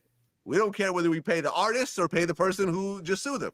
We're paying. Our job is done. Not our problem. That's crazy. Yeah. So when you're rich, you got to watch what you say. You got to watch what you say. I mean, basically, you can't just be willy-nilly out here saying anything about anybody. Well, and also, I mean, because it allows for a certain level, you know, the media could get it wrong, but they have to address it. So if you get it wrong, you could say, hey, listen, we made a mistake. We've taken it down. And, you know, we take responsibility for getting it wrong, and it's gone. It's when you sit there and say, no, you can't make us take it down. We're going to keep it up. Yeah. Like, okay. I just feel like if I was like in that position, that I wouldn't even pay it no mind. Like, I mean, that wouldn't even bother me. I wouldn't even care. Like, I mean. Well, I think they were paying it no mind until it was on Pierce Morgan. Even if it was on there, like, I wouldn't even think that nobody would care about that she said that. You know what I mean? I think them suing them and gave it more like, I mean. They didn't sue. They just had the lawyer send a letter. Yeah, I mean, say anything. They supposed to act like they didn't even see it. How they always do. You know what I mean? I think that would have been the right thing to do. You know what I mean? Because now she's like, yeah, now you know, that's even more ammo. Yeah, they're trying to cover the truth. Oh, listen, when I interjected, because I was on that panel, and I was the only voice of reason on the panel. I was the only one saying this is all ridiculous, right? And I said that, you know, Jaguar Wright has never been on Vlad TV and never will be. She did an interview like the next day, and she pulled out an email with the email address crossed out and said, oh, look, Vlad TV reached out to us for an interview. And I said, well, any interview that's done on Vlad TV, we reach out to you with a Vlad TV email. You know, for example, all the emails, have you ever had a Gmail reach out to you? Yeah, no, it's Vlad. No, so something at VladTV.com. Yeah. Like, you know, Evan at VladTV.com. That's my assistant. But wasn't Jay-Z at what's the boy Epstein? Epstein, yeah. Wasn't there one on his island? Jay-Z was on his island. I don't think. No, I haven't heard that. Because they put the list out who's on there. They had, I haven't heard that, man. No, I mean, look, the Epstein Island and the Diddy party has become the two symbols of, you know, there's a lot of Illuminati and whatever else. No, I mean, they had the manifesto, the planes that was going over. There was a lot of famous people on there that was going over there. But you know, Epstein was also worth hundreds of millions of dollars, and he was working with lots of different people. You could be working with someone that doesn't mean you're, you know, he takes you to the back room to, you know, have. I mean, if you're going to somebody's private island, I would think that you're going there for. I mean, I don't know what you be going there for. Like, I mean, like especially if you already rich yourself. Like, I mean, let me put it like this, though. Something must be special there. Okay, look, let me put it like this. You got lots of friends, right? You got industry friends. Yeah. How many of those friends have you included in your sexual activities? None. See what I'm saying? How many of your friends have been in like threesomes with you? Or none. You see what I'm saying? Yeah. Now you may have had some actual friends that, you know, y'all, you know, have some girls or whatever else, but you got your business side of your life, and then you have your personal side. Yeah. So two don't intermix that way. So just because you're on a plane with Epstein doesn't mean that you're doing sexual stuff with him as well. But the way you put it kind of different, because you got to think about it like this. If I had an island with a bunch of girls on it, that's different. I mean, and I'm bringing you to my island with a bunch of younger girls, whatever, of age, whatever. When he brought Bill Clinton over there, there probably weren't a bunch of girls. That's what I'm saying. It But was more of a business meeting kind of situation. how far is the island from, like, if you fly there? Is it? I'm not sure. Because if it's a far I flight, think it's in the Caribbean somewhere. So, you know, I mean, from New York, maybe a couple like hours. 4 hours. Yeah. Mm-hmm. Bill Clinton, like, he the type that'll mess with some girls though. Like, well, he was getting head in the White House. Yeah, I mean, Monica so, like, Lewinsky. I don't He was know. putting cigars in her. I mean, this thing with Puff Daddy, man, it's like, for me, it's sad. It's sad. Like, I feel sad like about for him. I mean, because at the end of the day, you're still supposed to be able to get out on bail. Supposed to be innocent to be proven guilty.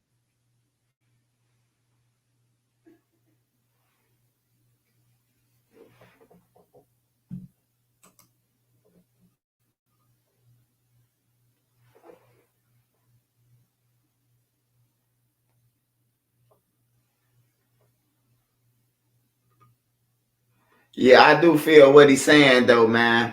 By Beyonce and them coming after them, it do make it seem like y'all guilty, man. It make it seem like y'all trying to hush some shit up. Y'all trying to keep y'all name clear of some shit that's going on.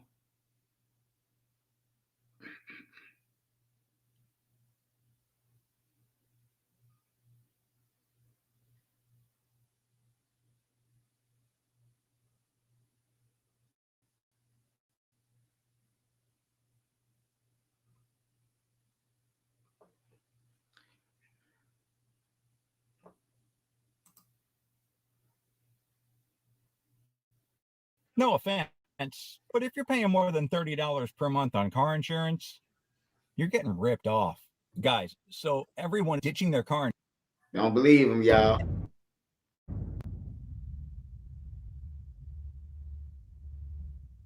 Tupac, his family hired a lawyer to investigate Puffy to see if he got any kind of connection to Tupac murder. You heard about this? Well, I really believe that if they had he defending that shit, a leg to stand on regarding that, something would have been found out about now. Let me get into this, bro, right quick. Now, there was some garbage that was said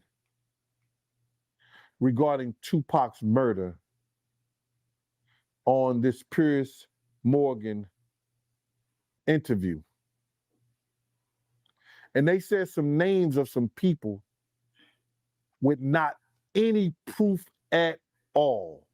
They even went on and lied and said, I said that Sean Puffy Combs gave Eric Von Zip $1 million for the death of Tupac, which I never ever said that.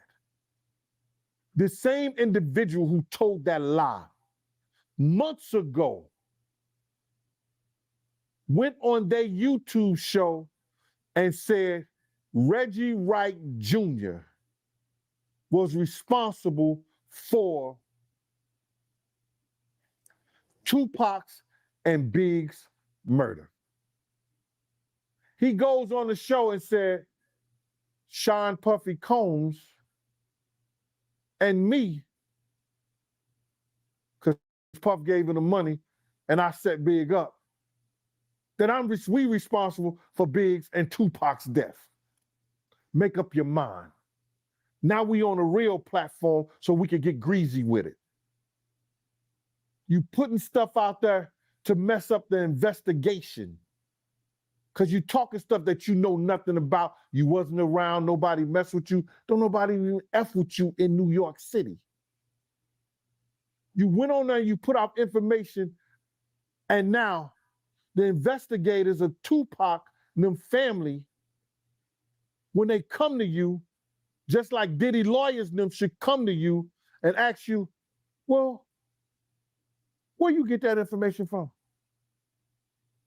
Because you didn't get it from me. So now, Tupac family and them, I said this, and you hearing it from Gene Deal out of his mouth. Eric Von Zip had a check for $1 million. He told us he got that $1 million from Black Ground Records. Now, he said it was from Barry Hankerson and Jimmy Henchman. I said, I didn't know of Zip ever having a record label. You could trace that. You could see why. Because I know it was statements that Puff was saying on records, on SNS. I'll have you killed for $1 million. Whether he was talking or whether it was true, I don't know. But for somebody to put people's name and try to mix the Quad Studio into what happened in Vegas, that's some bullshit. And y'all know it to be true. Listen, I truly believe that when this individual told that lie and said Reggie Wright and had something to do with Tupac murder, and this then he had something to do with Biggs murder. Then he came back and said, nah, it's Puff and Gene Deal. Piers Morgan, you need to watch who you have on your program, bruh. Because right now, you looking real fugazi out here.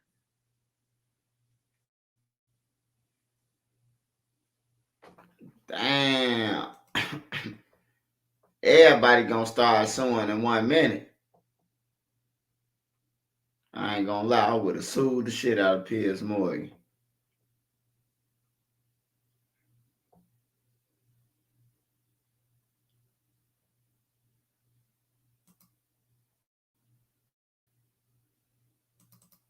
Would have sued the shit out of Piers Morgan. Smash that like button, People y'all. ask me all the time, Chris, if you could only take one supplement for the rest of your life, which one would it be? The answer is easy, Redwood. You see, Red boosting supplement. When your blood flow is healthy, everything else in your body works better because your blood is shuttling nutrients to all different areas of your body. When your blood flow is poor, you experience cold hands and feet constantly, brain fog and stress issues, athletic performance. Now they fighting with each other. You see, look, fame. They trying to I get hit up by a few people out the box now.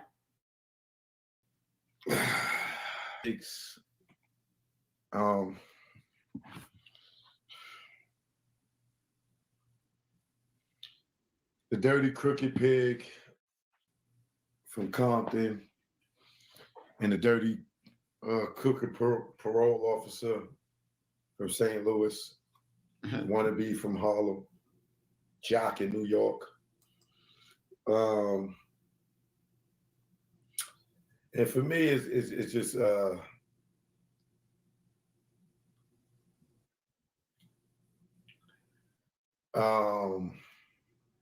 Choke the Joe guy. That's why his name Choke. Puffy had him in that closet on his knees choking. I'm gonna turn on my TikTok. Come on, man.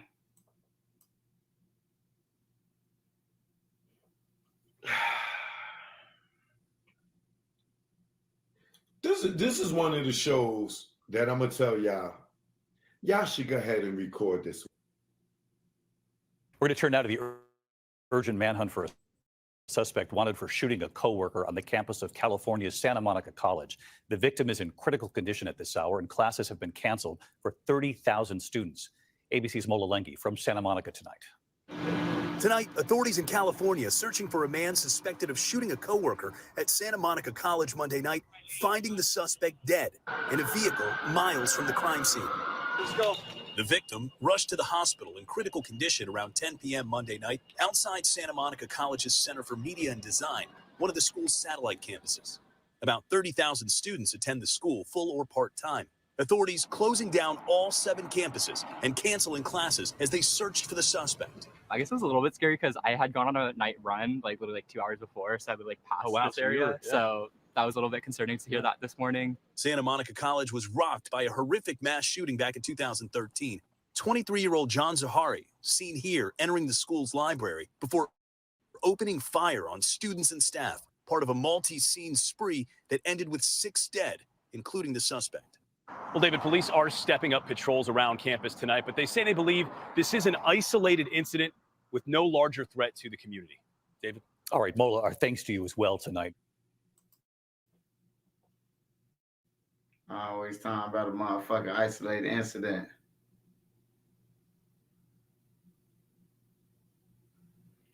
$20 versus 2 enemies. Hell no.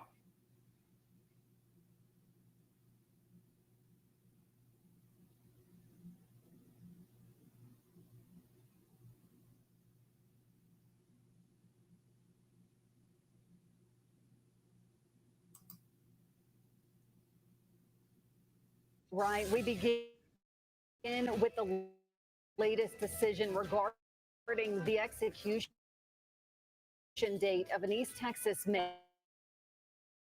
I emphasize this Today, warrant for Robert Robertson. More than 20 years ago, he was sentenced for the death of his 2-year-old daughter. The state is scheduled to execute him on Thursday.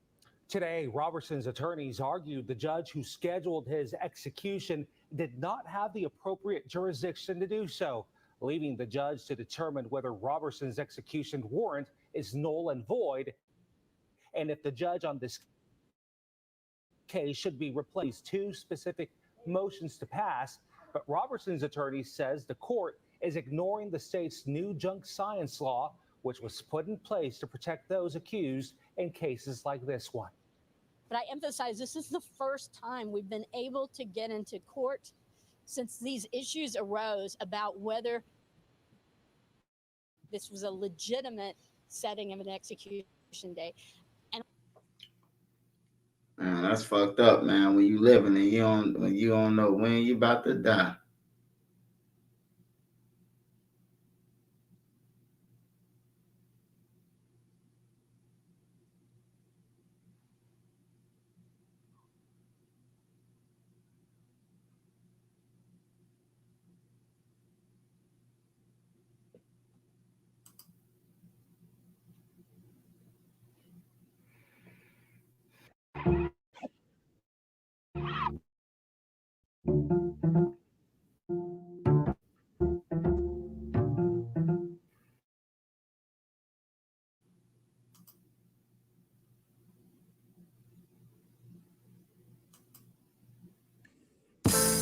Growing up, I had dreams and aspirations, but always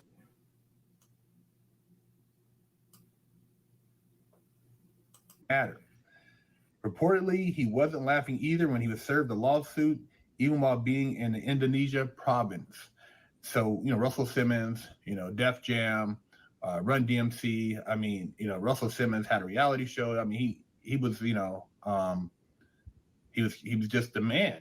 Actually, I think it was a brother with the reality show. But Russell Simmons, Def Jam comedy. He just did a lot of stuff in hip hop, but there were always rumors of other stuff going on behind closed doors. And it looks like he's gonna have to deal with a court action. And hip hop, I remember listening to Run DMC, Beastie Boys, a lot of the Soul Sonic Force, Planet Rock, all the old school stuff, man. And I just thought about dancing, great music. This stuff is just really cool. I didn't know anything about like all the other stuff. I don't know what the fuck he talking about.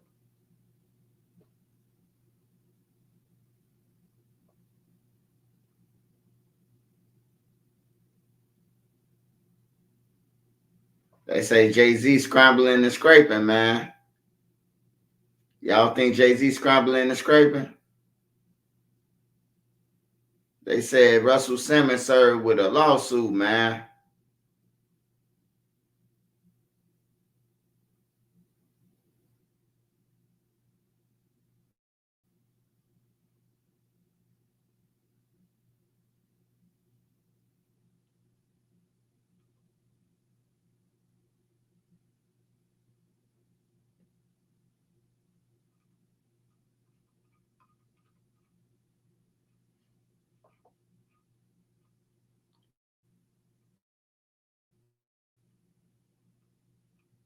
He did one on Butter. Hold on. Let me see the one.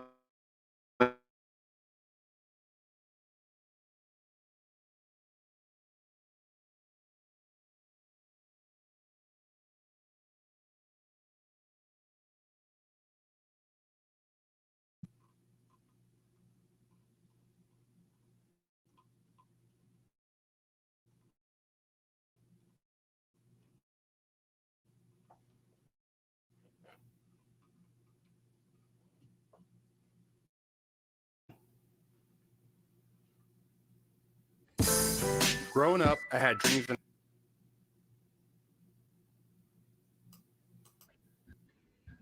and drill rap in particular.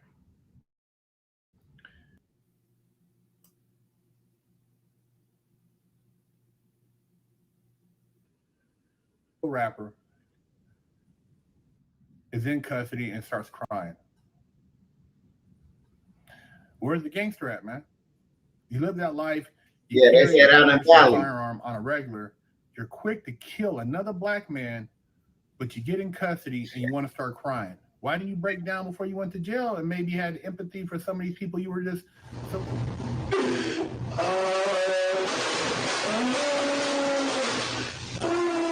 Hold on, man. Hold the fuck up. Hold on, man. Rapper. Music that is advertising for prison.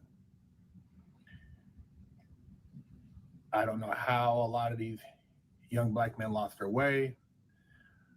The parenting, I don't know where that's at. I don't know these guys' parents, but perfect example right here. FBG Duck, arrested after dramatic encounter with the police. Gets arrested. Drill rapper is in custody and starts crying. Where's the gangster at, man? You live that life. You carry an unregistered firearm on a regular. You're quick to kill another black man, but you get in custody and you want to start crying. Why didn't you break down before you went to jail and maybe had empathy for some of these people you were just so...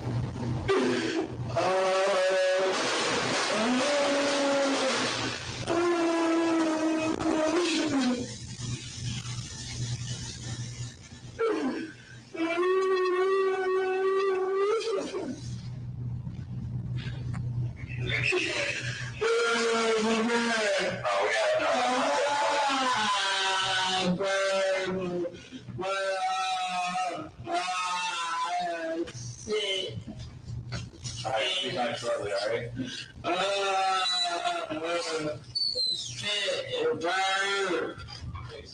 My ears is broken.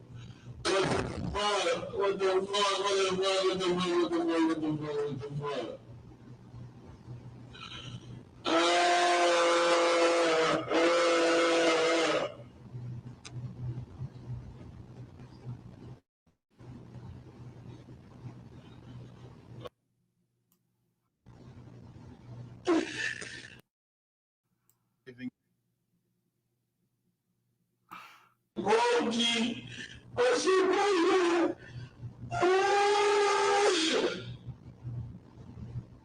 I just try to put it out so that maybe some of these other youngsters will get it. I know some guys, I can't reach them, and they're going to continue on whatever terrorizing path they're on. But there are some young people who listen to this channel, parents who watch this, who share it with their kids, and realize that, man, the jail is not a rite of passage, man. It ain't shit. Trying to kill somebody or killing somebody ain't shit. It ain't the way, man. Sure. FBG Duck, also known as Raheem Wilton, made headlines after an arrest involving possession of a loaded weapons and dramatic encounter. The Chicago rapper was arrested September 5th, 2024.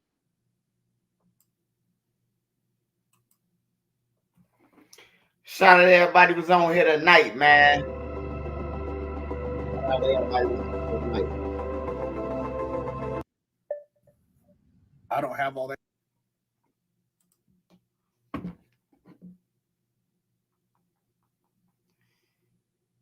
Hey, long live Duck. Long live Duck. Shout out to Mama Duck. Again, that's the new music by Duck, man. If y'all ain't heard it, y'all can rewind it on the channel. Don't go and try to put it on your channel and profit off of it. Your shit gonna get struck down. I'm telling you right now. I'm giving you a warning. It's gonna get struck down, man. So don't do it.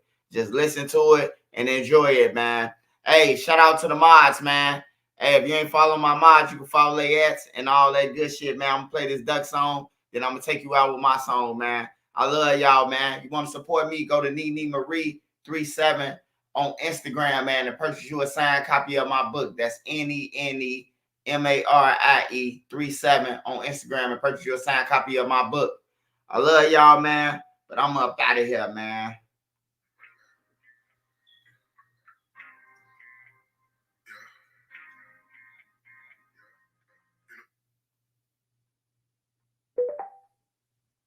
What about? Yeah. New FBG Duck, man. You know, usually I tell y'all gang since party train. It's called Young Man. You know? It's called Young Man. New FBG Duck is called Young Man. Shout out Mama Duck, man. All the weekly, the whole weekly family, man. Hold on, give me a second. I just feel like I want to tell y'all a story about that young man.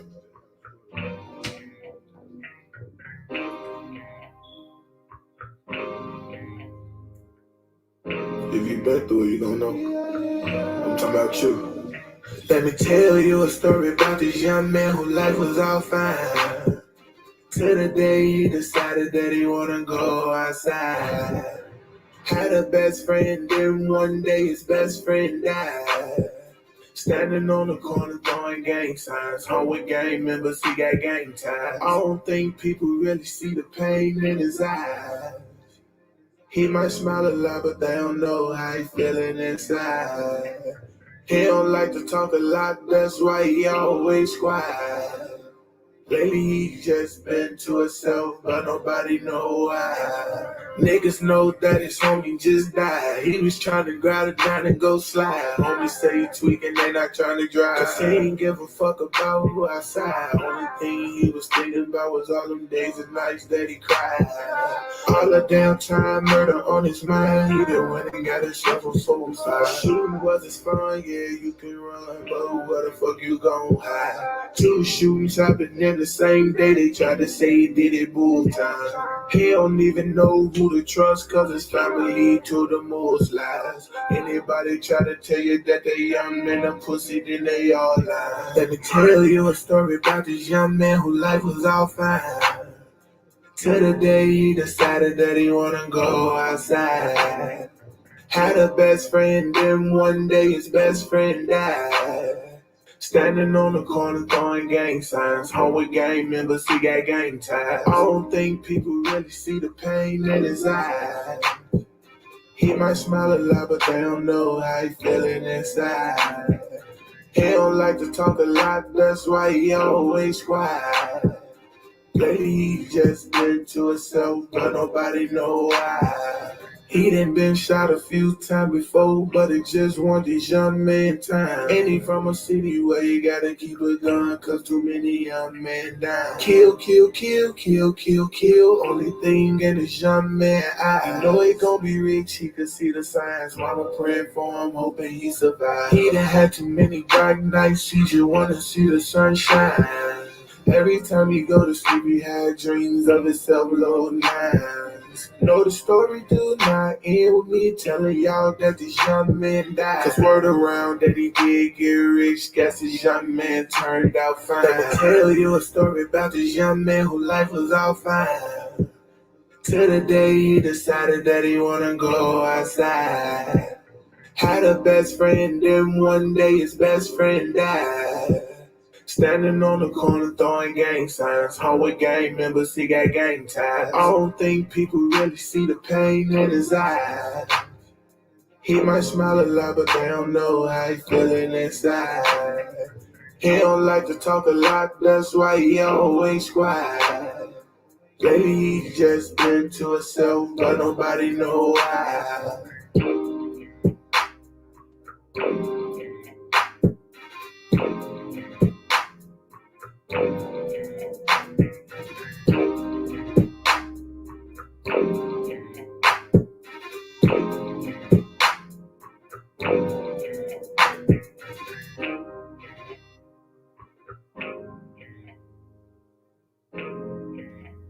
Long live Duck, man. Long live Duck. Shout out to Mama Duck, man, for getting us that song, man. Hey, shout out to y'all, man. I'll be back with more content tomorrow. Be back going live tomorrow, man. Go live for a little bit longer tomorrow. Shout out to everybody, though, man. Keep on pushing. Keep doing your thing, man. That's all I can tell you, man. You want promotion? Hit up my wife, Nene Marie, or hit me up at Swiper3837 on IG. Swiper3837 on IG. Hit me up.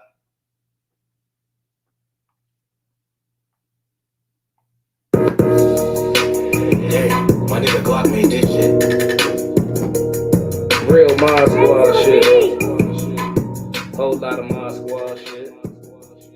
Shout out Trenches News, nigga. Shout out MC. Shout out Made Meaty. Shout out Spock. Shout out Queen. Shout out B. Shout out Nene.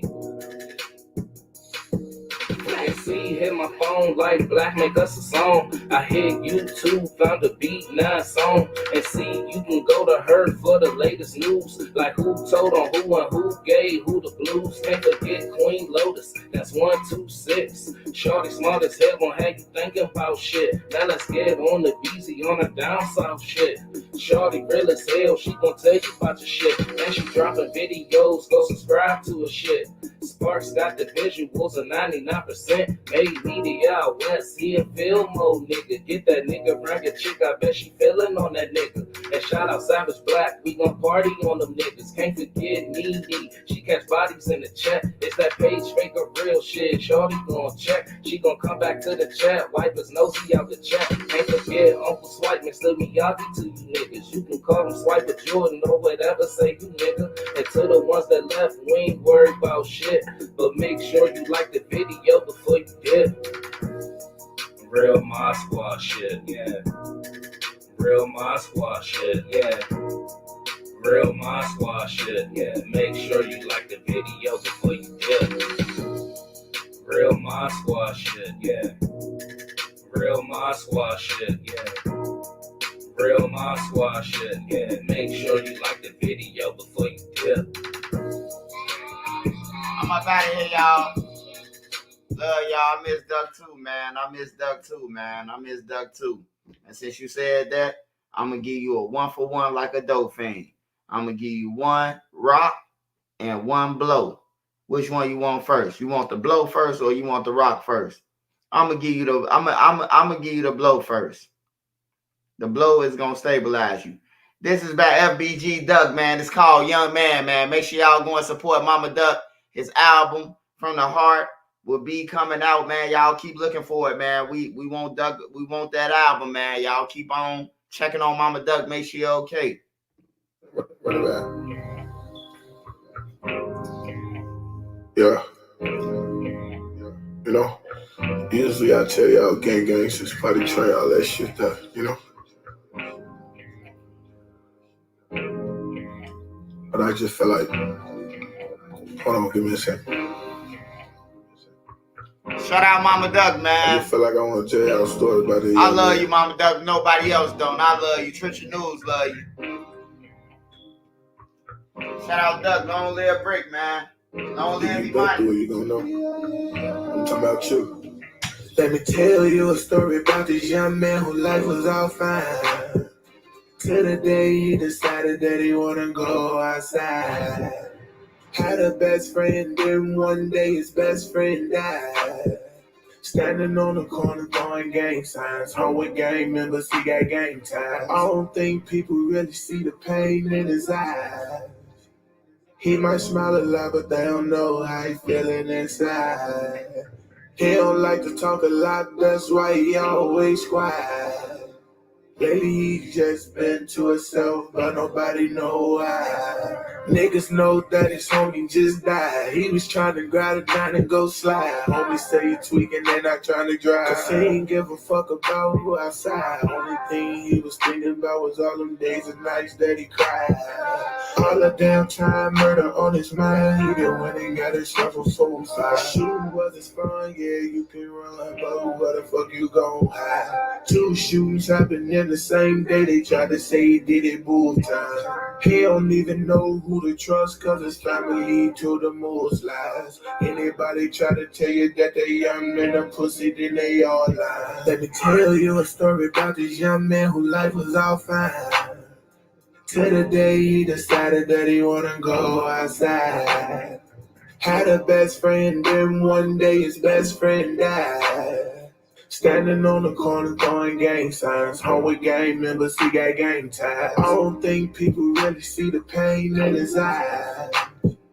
He might smile a lot, but they don't know how he feeling inside. He don't like to talk a lot, that's why he always quiet. Lately he just been to himself, but nobody know why. He done been shot a few times before, but it just want this young man time. Ain't he from a city where you gotta keep a gun, cause too many young men die. Kill, kill, kill, kill, kill, kill. Only thing in this young man eye. He know he gon' be rich, he can see the signs. Mama praying for him, hoping he survive. He done had too many dark nights, he just wanna see the sunshine. Every time he go to sleep, he had dreams of himself loading nines. Know the story do not end with me telling y'all that this young man died. Cause word around that he did get rich, guess this young man turned out fine. Let me tell you a story about this young man whose life was all fine. Till the day he decided that he wanna go outside. Had a best friend, then one day his best friend died. Standing on the corner throwing gang signs. Home with gang members, he got gang ties. I don't think people really see the pain in his eyes. He might smile a lot, but they don't know how he feeling inside. He don't like to talk a lot, that's why he always quiet.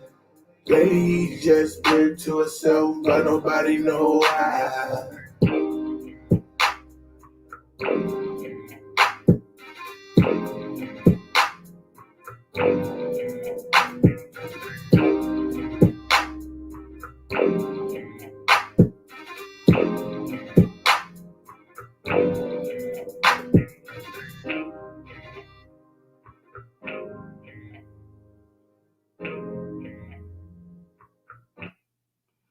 Shout out Duck, man. Long live Duck. Shout out Mama Weekly, man. Hope they win everything for them kids, man. Hey, this Trenches News, man. My man is my nine, man. Let's say the kids, the women, the elderly, the civilians, and the neutrons, man. Hey, prayers up for the hurricane victims and the Milton victims and everything, man. Keep praying for them, man. It ain't gonna happen overnight, but you can rebuild, man. In due time, man. Your wounds will heal, man. With that being said, I'm up out of here, man. Shout out to the mods, man. Shout out to Dro, Sparks, Street Code, Tommy Shermerfield, baby, Dub, W Bands. Shout out to all y'all, man. Make sure y'all hit that notification button on y'all lives, man. Support me going to get my book. Happy birthday to Kenny Rogers. Happy birthday to Kenny Rogers on this joint, man. King of My TV. Shout out all y'all. Oreo, man. Shout out Rock'em Folks. Mr. Wonder. Shout out Art Lynn. Shout out Jay Jones. Shout out May J. Shout out 123. Go get it. Shout out RNT. Shout out Chris Parlow 773. Go and follow him. ISO Pooley, what's up? Shout out Fish and Gold. Shout out Godson, Grandson. Shout out Sir John. Shout out Andrew Munez. Shout out LLD. Shout out Pleasure P. Sean Don. Shout out Smurf Tote. Shout out Phil Baby again. Shout out Tropical Palm Tree. Shout out Heat 777. Shout out May J again. Shout out May J. Mary Jane. Shout out Mary Jane. Slim. Shout out A. Kenny Brew. Shout out Sadiq. Hawk L. Shout out Big EJ Smoker. Shout out Black A Moore. Shout out Champ Young. Wait, what the fuck? Shout out to Saint. Man, shout out all y'all, man. Drill the Mind, what's up, my boy? I'm up out of here, though, man. I'm up out of here, y'all. Good night. My nigga Glock made this shit. Real Mod Squad shit. Whole lot of Mod Squad shit. Shout out Trenches News, nigga. Shout out NC. Shout out Made Media. Shout out Spock. Shout out Queen. Shout out B. Shout out Nene. And see, hit my phone like Black make us a song. I hit YouTube, found a beat, 9 song. And see, you can go to her for the latest news. Like who told on who and who gave who the blues. Can't forget Queen Lotus, that's 126. Shorty smart as hell, gon' have you thinking about shit. Now let's get on the BZ on the down south shit. Shorty real as hell, she gon' tell you about your shit. And she dropping videos, go subscribe to her shit. Sparks got the visuals of 99%. Made media out west, he in film mode, nigga. Get that nigga around your chick, I bet she feelin' on that nigga. And shout out Savage Black, we gon' party on them niggas. Can't forget Nene, she catch bodies in the chat. It's that page fake or real shit, shorty gon' check. She gon' come back to the chat, wipe his nosy out the chat. Can't forget Uncle Swipe, Mr. Miyagi to you niggas. You can call him Swiper Jordan or whatever, say you nigga. And to the ones that left, we ain't worried about shit. But make sure you like the video before you dip. Real Mod Squad shit, yeah. Real Mod Squad shit, yeah. Real Mod Squad shit, yeah. Make sure you like the video before you dip. Real Mod Squad shit, yeah. Real Mod Squad shit, yeah. Real Mod Squad shit, yeah. Make sure you like the video before you I'm out, y'all. Love y'all, man. See y'all tomorrow.